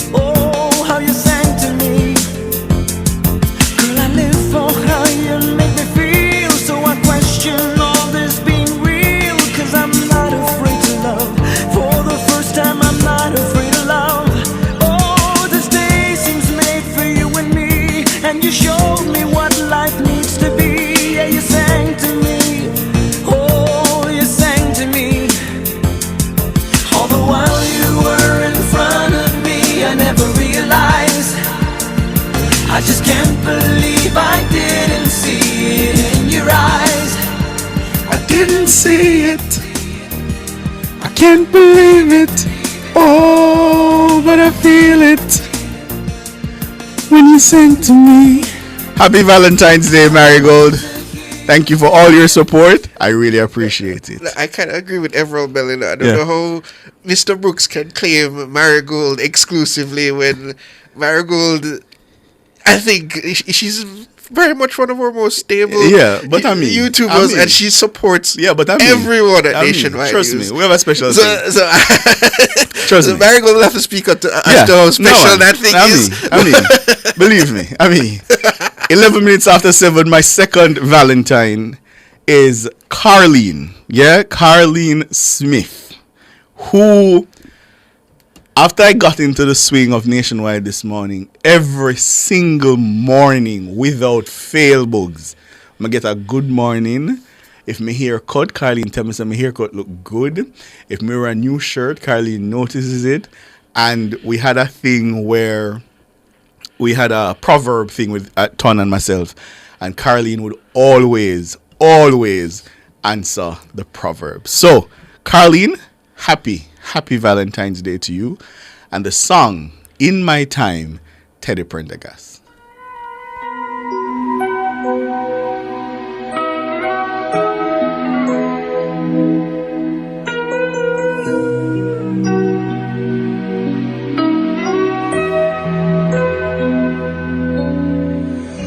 Though I'm no beginner, my heart's been to the wall.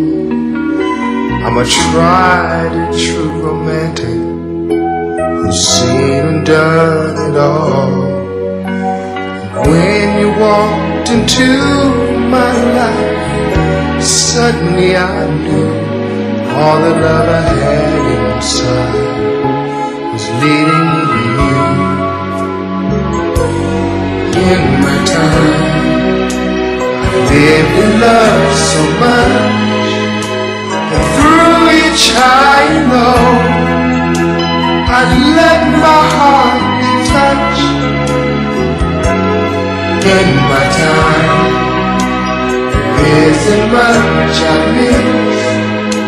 I've seen love come and go, but heaven knows I've never loved like this in my time.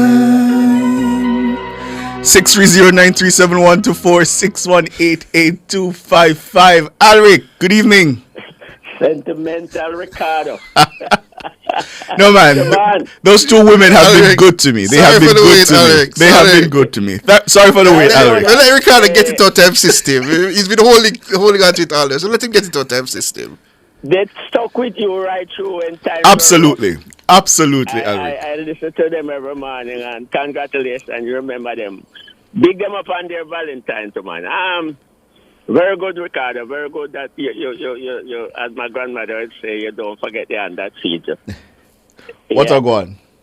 Yes, Siobhan. Yes.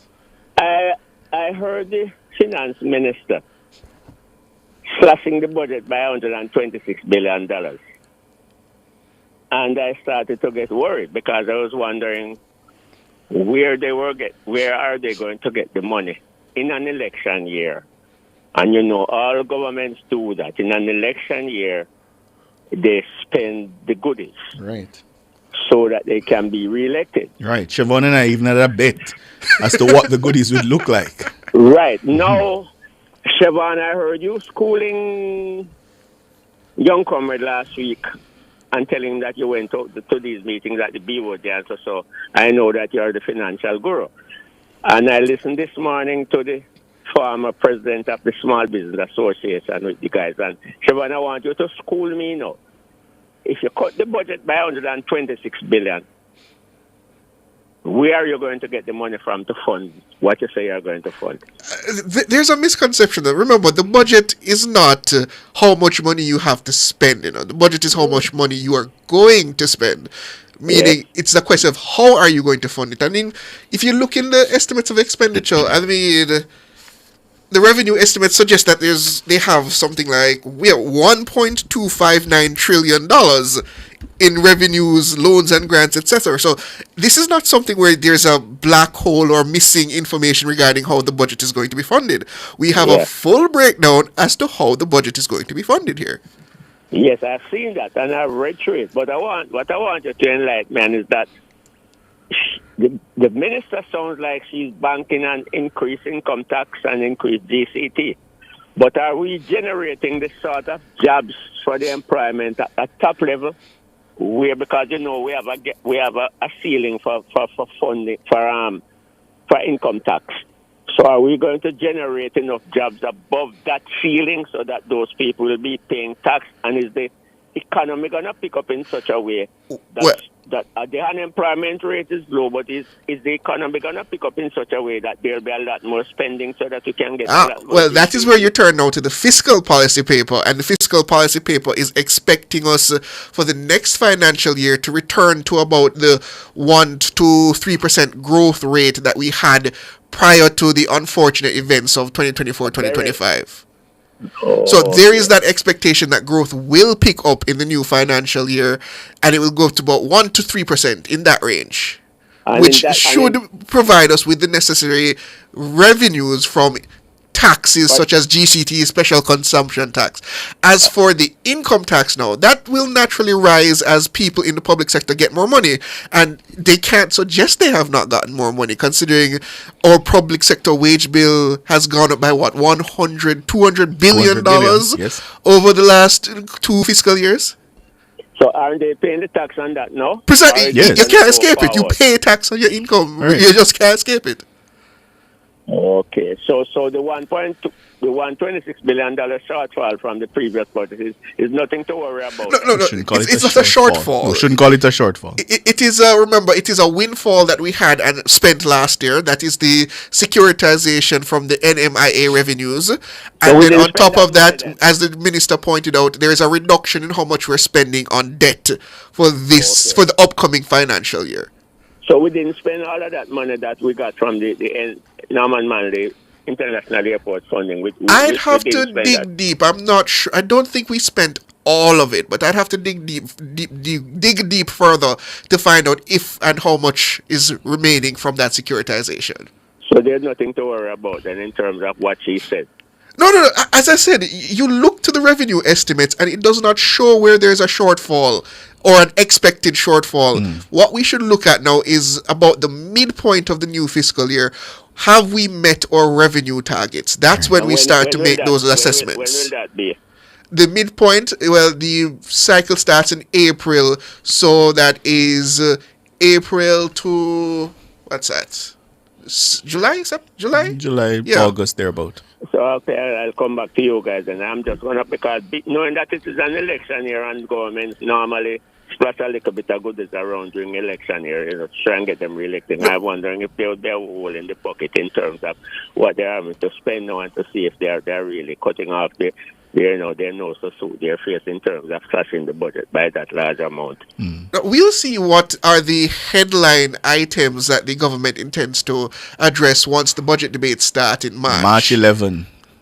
Put it in your calendar, March 11. But as I said, looking at the budget as it stands now, it is a credible budget that I think any responsible tax admin, any responsible auditor or accountant would look at and say, yes, this is what I want to see in terms of how are we going to do this. Yeah, that's why I came to you because I was listening to you and the young comrade last week, and I know I'm going to hear. Oh no, he was just talking about gloom and doom. Said the government will have this shortfall. He doesn't about that. Yeah, and I was glad you did. All right, guys. All right, Tariq, have a good one. Yes, sir. Big up yourself. All right, Tariq. Bugs, Robert McKenzie's asking you for Lady by Kenny Rogers. And this is for Robian. Hello, Robian. Robian is in the newsroom. Robert McKenzie wants to play Lady, Kenny Rogers, for Robian. 630-937-124, 618-8255. Let's get Lady for Robian, and then we'll take the next caller. All right, so we're pulling that up, and I see other YouTubers making requests, so we'll try to get to them. It's Valentine's Day, the day of love. Yeah. So how about you, Ricardo? You're I see you've pointed to your online Valentine's. How about your? I go home go sleep, Shema. I go home go sleep. Going home go sleep does not necessarily mean there's not a Valentine's accompanying. You're not drumming. Lady Robian.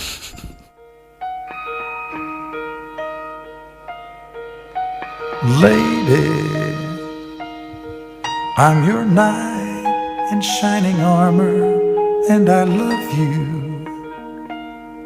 You have made me what I am, and I am yours.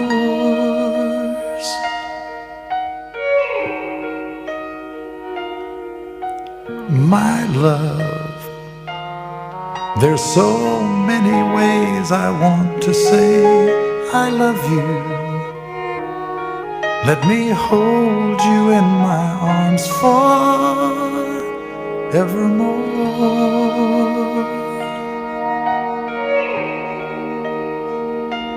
You have gone and made me such a fool. I'm so lost in your love. And oh, we belong together. Won't you believe in my song?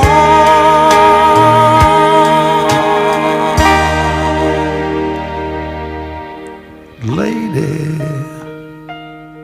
for so many years I thought I'd never find you. You have come into my life and made me whole.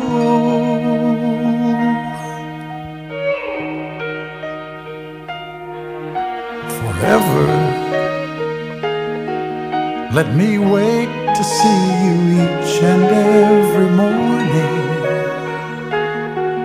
Let me hear you whisper softly in my ear.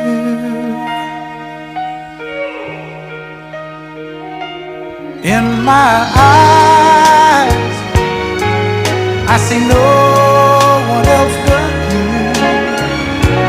There's no other love like I love.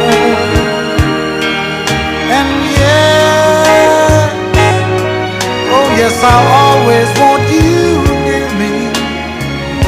I've waited for you for so long.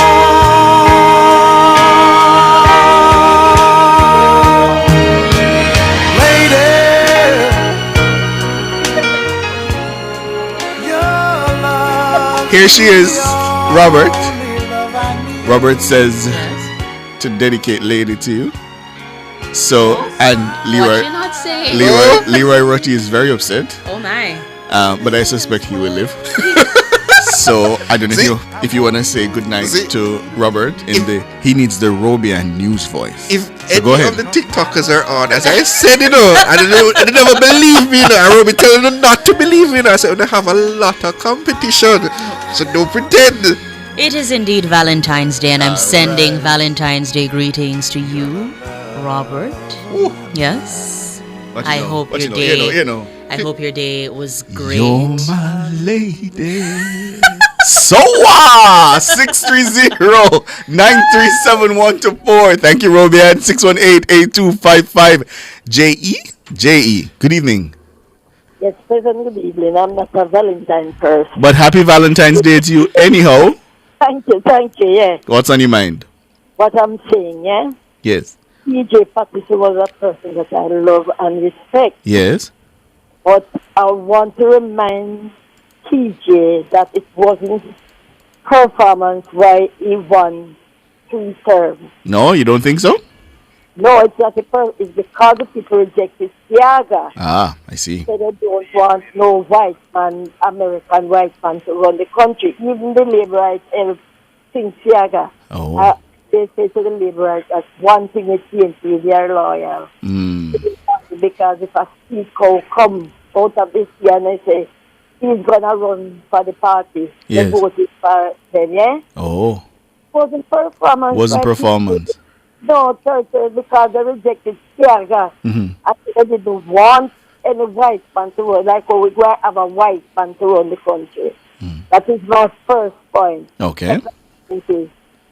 I just cannot understand Mark Golding. It seems like he waved some magic wand across Jamaica. So intellectual people them in some dunks and let them look stupid. Yeah? Hold on there. So you're saying you think Mark Golding has waved a magic wand across and Jamaica. turned intellectual people into dunces? Why you say that? She believes it's been ensorcelled. I'm like TJ Patterson. What TJ Patterson commanded the other day, I wasn't expecting that from TJ. I wasn't expecting that from TJ. Anyway, Mark Golding, I said it already on the air, Mark Golding is a white man. I'm not going to say he's an Englishman because I don't have any proof for those numbers. He's a white man, right? Yes. He has no ties in Jamaica. No, I wouldn't say he doesn't have any ties in Jamaica. I wouldn't say that. He's got his wife and children. What I'm saying, he don't have an aunt, he don't have an uncle, he don't have a grandfather, he don't have a mother, he don't have a sister, he don't have a brother. I also don't know that. I don't know that, but all right.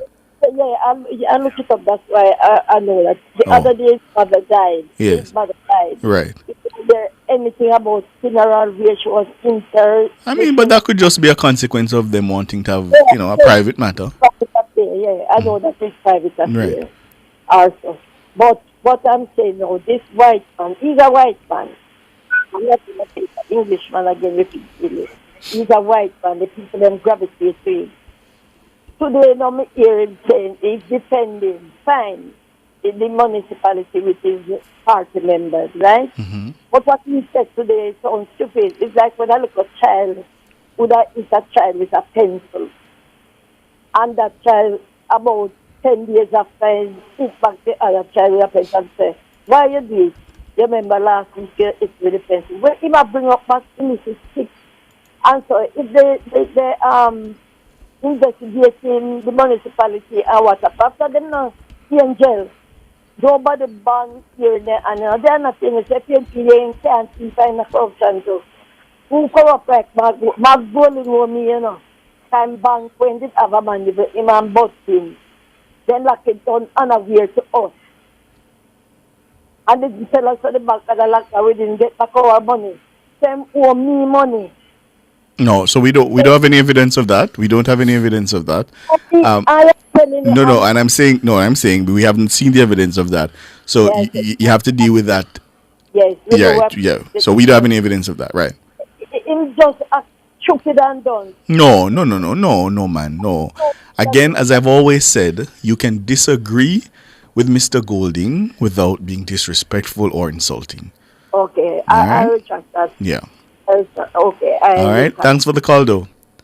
630-9371-24618-8255. Before we go to Mutty, there's a request for Thinking Out Loud by Ed Sheeran. While you pull that up, we'll take Mutty. Mutty, good evening. Good evening. Yes. Good evening to you, panel, and I'm happy that you have, send out greetings to Marigold. Yes. And the other one, there's another lady Caroline. that she calls regularly. Yes. I don't want to disrespect her by saying she is impaired a bit. I know you could pick up that name quickly. She calls all the while. She's on point. She's just terrible. Okay, well, talk about Valentine's Day. I want to send Valentine's Day to, this lady. What is her name? Well, I'll come back to that, right? All right? But the lady who just spoke a while ago about Mark Golding and PJ, right? We don't want to talk about Mark Golding, right? Because I tell you something. His Valentine's Day, right, will be the day of the election, right? Now, as for PJ Patterson, and he comes out and say this, PJ didn't have to come out, right? And PJ was not going to come out, right? He told you that. But I tell you something. The reason why PJ come out is because of the Caribbean Court of Justice, right?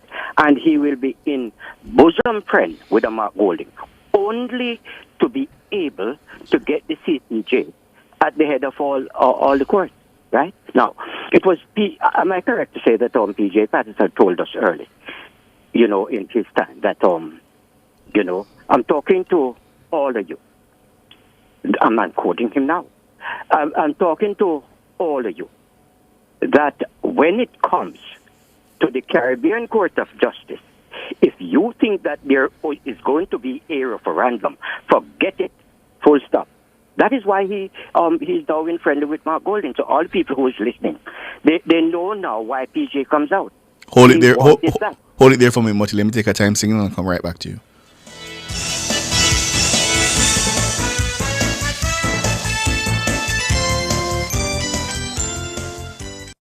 Apply for your Sagicor Bank Preferred Prepaid MasterCard today. Load your remittances for everyday spending. Receive cash transfers from any local bank. The time by Sagicor Bank is 7:30. This Valentine's Day, show you care with the perfect gift from Descal Collections. Choose from our selection of fragrances, gift sets, clothing, accessories, flowers, and even balloon bouquets. Descal has everything you need to show just how much you care. Visit us today at Lane Plaza, shop number 13, or call us at 876-353-1415 and find the perfect way to say, I love you. Descal, where every gift is wrapped with love.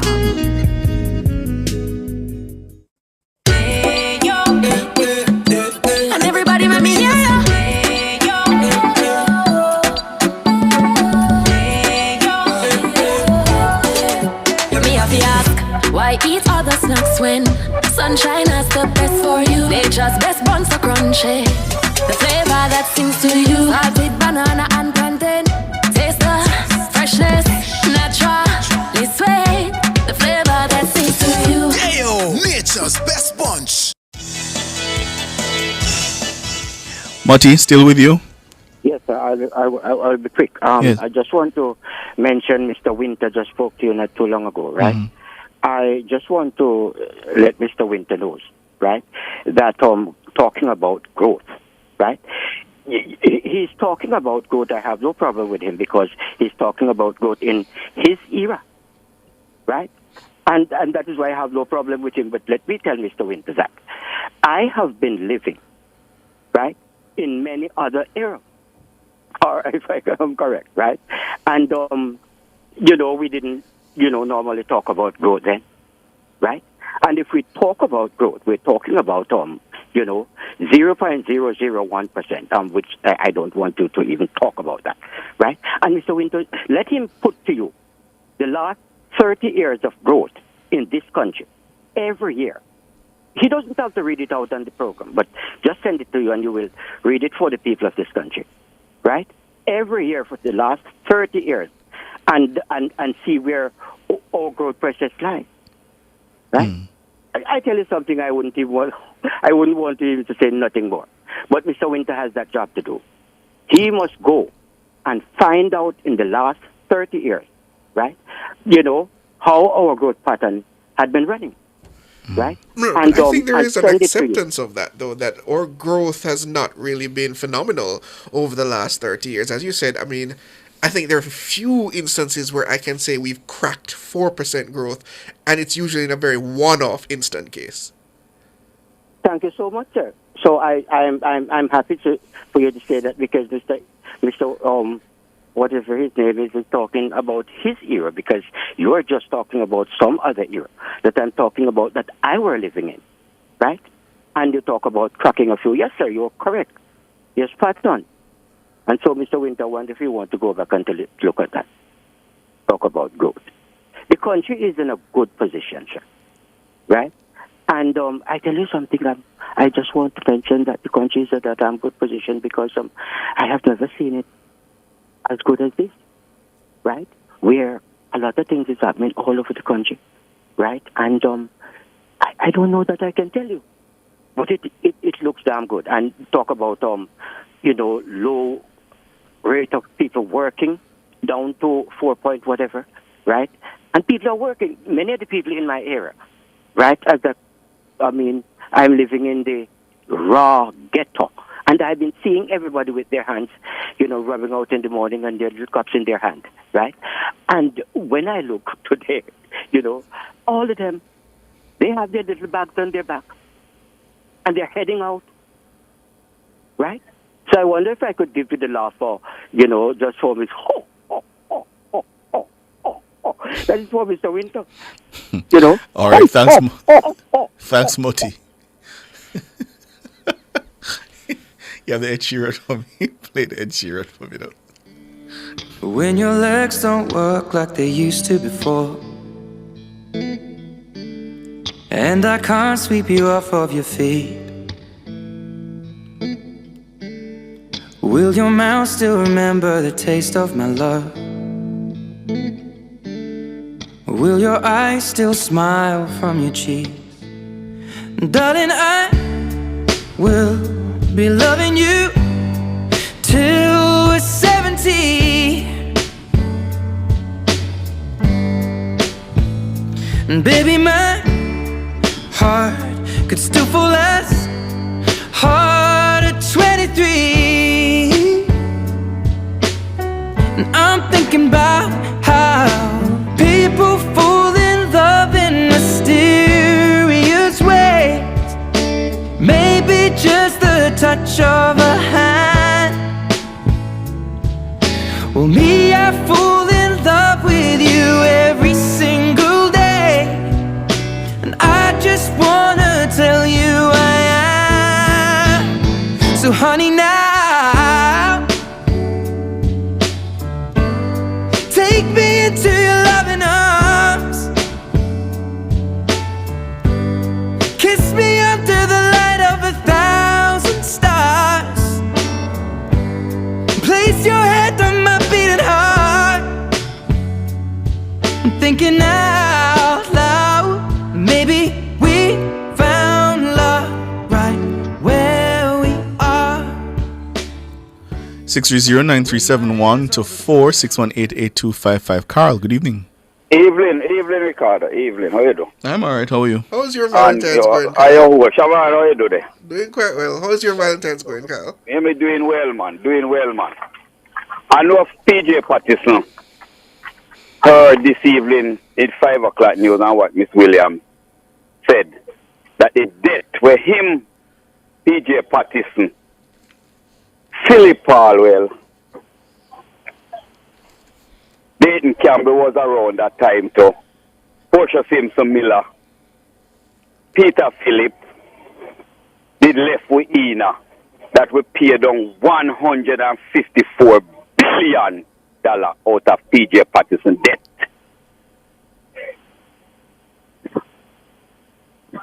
And nothing hear that this evening. Nothing hear that this evening. That's what you must log up in a PJ Patterson. And PJ Patterson, let me remind you also, since week, I think it was Wednesday or Thursday, $340 million water I got turn on in a St. Elizabeth New Market from Kilmarnock out of the tax of Jamaica, PJ Patterson. Log up in that. That's how our government must perform, PJ Patterson. And I heard Philip Palwell come down in a Clarendon Thursday night, attack a next bag of rubbish. Philip Palwell, if you never take up 210 million United States dollar and give it away with debt, wouldn't balloon up so much. What do you mean? What do you mean by give it away? Remember, he was the Minister of Energy, and he did put up some company in Montego Bay named NetServe. And a man came here to invest some money and then give away the money or give some contract to the man. Yes, right. So so as far as I'm concerned, and I'm aware, Mr. Powell did not give away taxpayers' money. So you should be careful, Carl. No. So which money did he give away? Yeah, I don't know of him giving. I don't know of him giving away any taxpayers' money. Just to be clear. Okay. Well, whatever happened here, PJ Patterson did have to come on national television and say youthful exuberance, a damn idiot. No, Carl, please withdraw that. We're going to withdraw it then. Thank you. So when we hear him talk about growth and all kind of thing, you couldn't have growth when you have so much problem, Philip Palwell. You couldn't have growth. And if 200, I hear a lot of person talk about budget cut. He raises as Mrs. Williams come this evening and can tell us why the budget cut. If we debt is done now, Philip Palwell and PJ Patterson, if we debt is done, then more money released up in the country to do things. Thanks for the call, Carl. So while we talk to Reagan, We've Got Tonight by Kenny Rogers. That's the next one up. Book 630-937-124, 618-8255. Reagan, good evening. Good evening. Good evening, sir. Shaban? Good evening, sir. Okay. What's on my mind? That is what I hear from Nationwide in the morning. Yes. Sometimes we can't get to contribute, but here am I this evening. I think from October of last year, I've got a chance, but here I get it now, right? And one of the issues that is burning on my mind now is I want to find out, and maybe I have to send the signal from here because it is the station that I listened to 24 hours, okay? Yes, we hear you. I said, we hear you. I'm in Westmoreland, man. Eastern Westmoreland. Yeah, man. So go ahead. Yeah, we're saying make the point. Yes. The point I'm making is I want to find out, and I want to use this forum to send it, how the JLP councillors and the KSAMC, why sit there and allow a person who you would have said is not that clear now on how money are being spent from the KCMC. Right? I don't know what strategy they are planning, but I think one need to be acknowledged that how could you find such a messy situation at the KCMC? And if we agree that the voices that we heard in those right now are the persons we're referring to, then how can 20 JP councillors sit in our councils chaired by such a person? I am saying from this platform something will have to be worked out. Just to be clear, recall that the mayor says that the money in question was privately raised and that the KSAMC, remember, the mayor has denied essentially any wrongdoing. The JLP councillors, as I understand it, they've called for an audit, I think, Siobhan? Yes. Yes, so they want an audit. So they have made a call.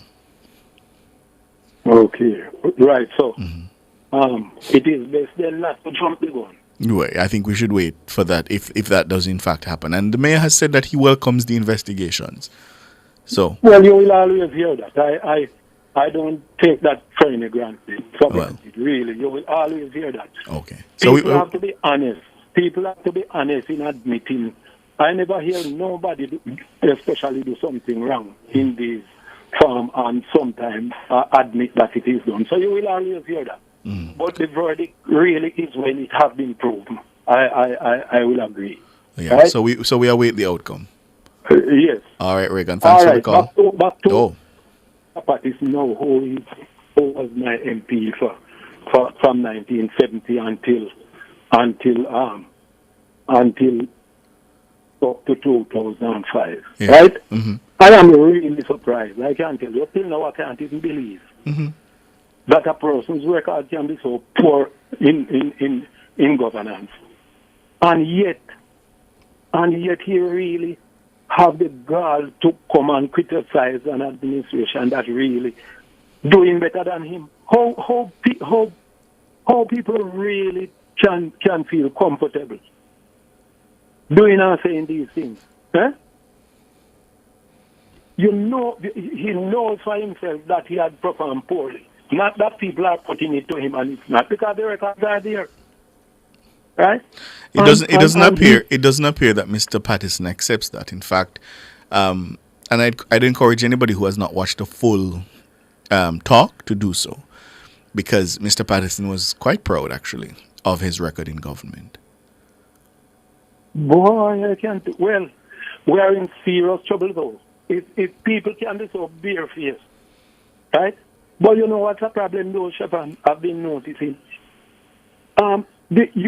If people in media and talk show hosts, you see, I cannot understand why you have to give credence to people who, I think they do it because of people's position, right? A man like Mr. Patterson, who we think was a former prime minister, and so on. We expect that he must get away scot-free with some of the things that... No, look, the truth is, you're right on the first point that he's a former prime minister, but Mr. Patterson is also well respected internationally, yeah? And his opinion... But this is local business. This is local. No, I'm just saying. All views must contend. Just as you are here suggesting that you have a difference of opinion from Mr. Patterson, Mr. Patterson was given a platform to espouse his view. And it's not a matter of journalism just suggesting that we're elevating it over another individual. It's just a matter that he is the former prime minister. He has a view that he would like to voice. Yeah. And if there are those such as yourself who would like to challenge that view, we give you the platform to do so as well. Yes, and that is what I'm doing. Yes. Because I just feel, though, that because... Just to further Siobhan's point, but you shouldn't suggest that we ought not to carry Mr. Patterson's views at all because you disagree with them. No, I didn't say that. Oh, I thought that's what you were suggesting. Okay. I said that because he is a former prime minister. Yes. It seems to me in some quarters, I'm not speaking of nationwide specifically, that he can't do any wrong. And this is what I think over the years we are doing wrong. Judging people because of the position that they have and they can't do any wrong. If he's a layman now, just an ordinary person, we would have grilled from the top to the bottom just to discredit sometimes what the person said. But it's not that way I think we should proceed. We must hold persons accountable, not because of your office, but because of what you have suggested, and test whatever you have done, whether it is truthful or not. And if it's not truthful, we have a right to to throw it out on it. And to push back, yes. Agreed. All right. Thanks for the call, Reagan. Take a time signal and come back with more.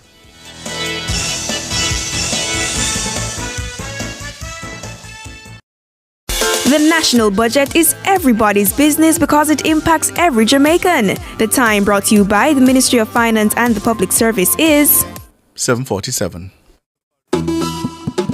Yeah, here? If you're tired of a cluttered office space, then you need to call Corporate Interiors International. We offer top quality industrial shelving, filing cabinets, and storage cabinets to keep your workspace organized and efficient, plus comfortable office chairs that will keep your team productive and focused.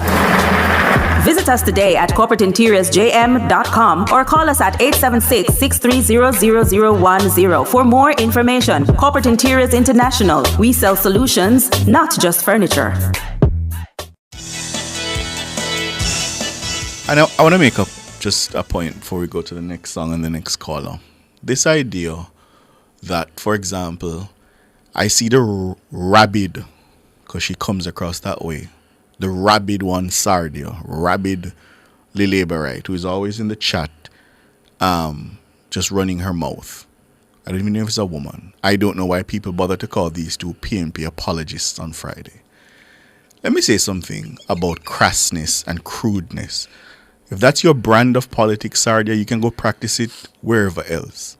But there's absolutely no reason for myself or Siobhan or anybody at Nationwide to allow anybody to come on the radio and call anybody a damn idiot or a dunce there is just, in fact, in my estimation, you demean yourself if your argument can only revolve around insults and slurs. You demean yourself. In fact, I dare say it means you have the weaker side of the argument. So if you have a disagreement with Mr. Golding or Mr. Paulwell or Mr. Pattison, there is absolutely no reason for you to descend in that way to make the point. And as long as I'm sitting in this chair, I won't allow it. And if you're vexed, hush. I have to agree with you, Ricardo. I find the politics of the day tend to dehumanize the people on the other side. And it makes it difficult to have respectable intellectual discourse often, because if you say something which is a criticism or even deemed as a criticism or a defense of one political opinion or the other, it is viewed as you taking that side versus the other side. And it becomes such an exhausting attempt to point to the average Jamaican, just the average Jamaican, to suggest that you should have your own criticisms, whether you're a JLP or a PNP, you should have your own criticisms of your government, the opposition, that you should feel free to voice without someone suggesting that it is a colored position. Yeah. You play We've Got Tonight for me? Yeah, all right.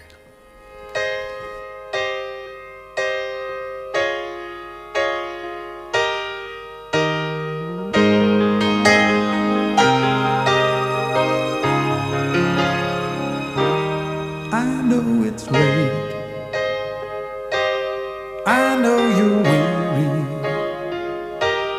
and I know your plans don't include me. Still, here we are,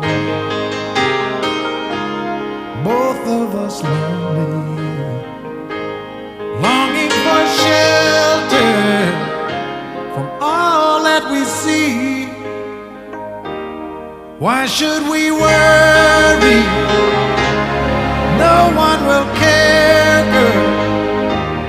Look at the stars now, so far away. We've got tonight. Who needs tomorrow? We've got tonight, babe. Why don't you stay?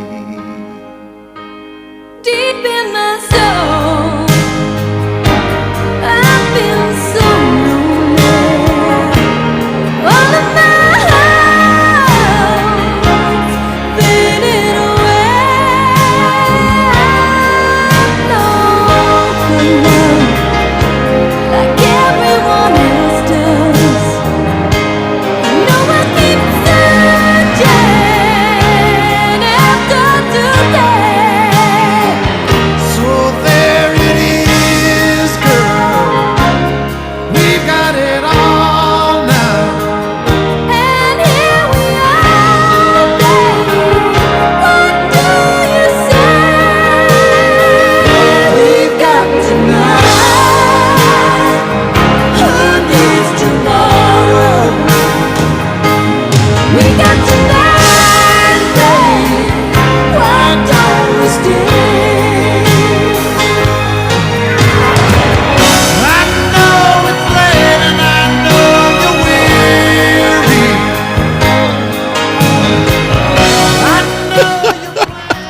So for those of you, I don't think they've ever seen you, have they? Come here. They just always behind Come here. I don't think they've ever seen you. So they're asking who was hugging me. This is Dana. This is Dana Davy. Hi, YouTubers. And she's our producer. So I was, teasing her a while ago with this song. But yeah, that's who hugged me. Then say if you hug Siobhan to kind looks. Yeah, give Siobhan a hug. Yeah, get a hug, Siobhan. Get a hug. There we go. Always gets hugged. There we go. 630-937-124 618-8255. Damien, good evening. Yes, good evening, Siobhan, and good evening, Ricardo. How are you? Good evening, sir. Yeah. Tonight I know Ricardo is a fan of the CCJ. But here's why. Fair. Yeah, fair. I do not believe in the CCJ. Yes. Okay, so I've been around a lot of countries in the Caribbean. Mm-hmm. And Jamaica are really not liked in the Caribbean, and I think that they would be biased towards Jamaican in terms of the judges from different countries with a Caribbean background. You think so? Yes, I know so, because I've lived many places. But how do you, so hold on, before you cut to the next point. So how do you square that with the Shanique Myrie case? When it was the CCJ I think they're doing it because they want more support for the Caribbean Court. But I'm thinking that when we're settled in it, I'm fearful that the stigma that they have about Jamaica, that it will turn around to bite us. But what I would suggest... But Jamaicans would also sit on the court if it's our final court. I mean, a Jamaican sits on it now. But that's one point. Mm-hmm. But what about the rub shoulders with schoolmates and the easily access towards, buying out or favoring and that I think is perhaps the point that I've come to accept most. And I'll tell you why I've come to accept it. And I think that holds credibility. I'm not going to dismiss it out of hand. Mm-hmm. I've been to court. I've covered court, observed our judges. And yeah, let me not say that part. But I take the point. I'll say that. I'll take the point. Mm-hmm. Yeah. So, and then, what I think would be best for Jamaica, because I heard the government speaking about they would love a local court. Mm-hmm. I'm not up for that neither. Oh. I think we should stay with the Privy Council, and the money that we would send to the Caribbean is to enhance it in the country for those Jamaicans who will need access to that court. And here is why I think, because when a far away country like England, who doesn't know our culture and all of these stuff, just looking at the thing with just pure law, you understand me? And I don't want no context to it, or no favoritism, or no cultural thing. If the law is if you're looking at the law as it is, and you're giving judgment on the law, I think it will be a fair judgment. So why do you say because the law can stand for itself? But why do you say you're?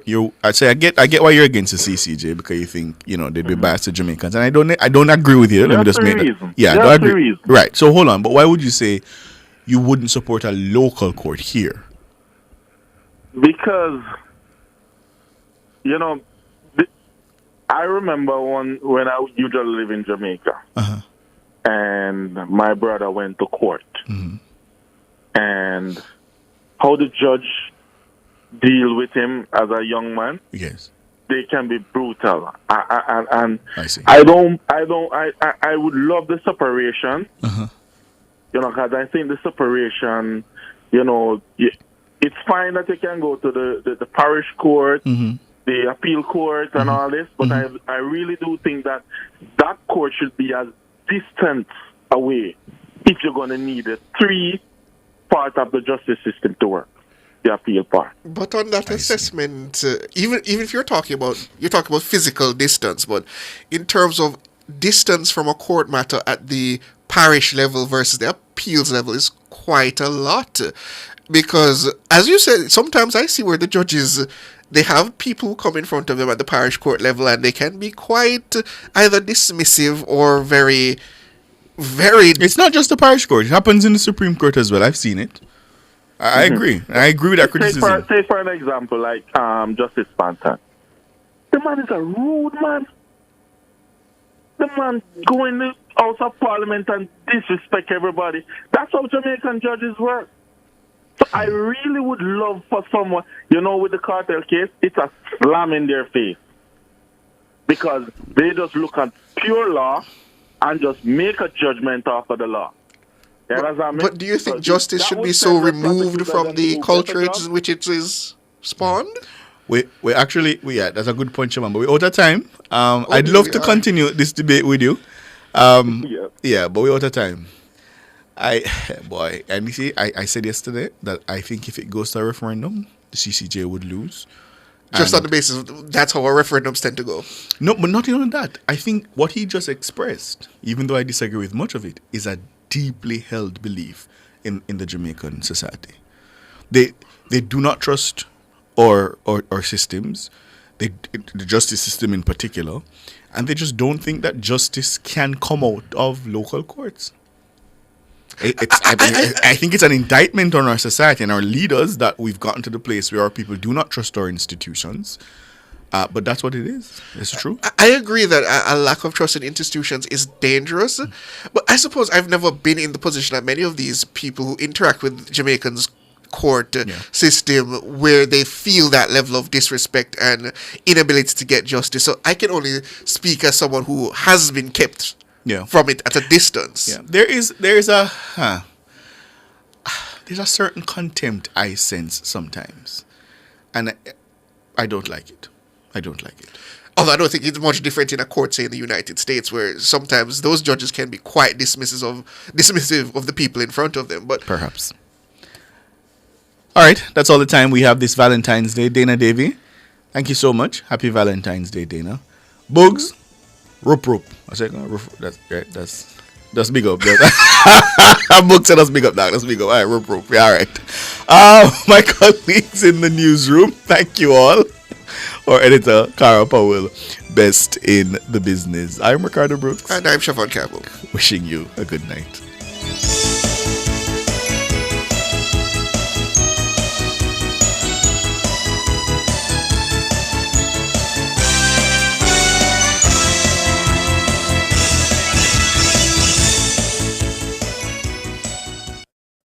Good morning and welcome to the newest addition to the Nationwide News Network family.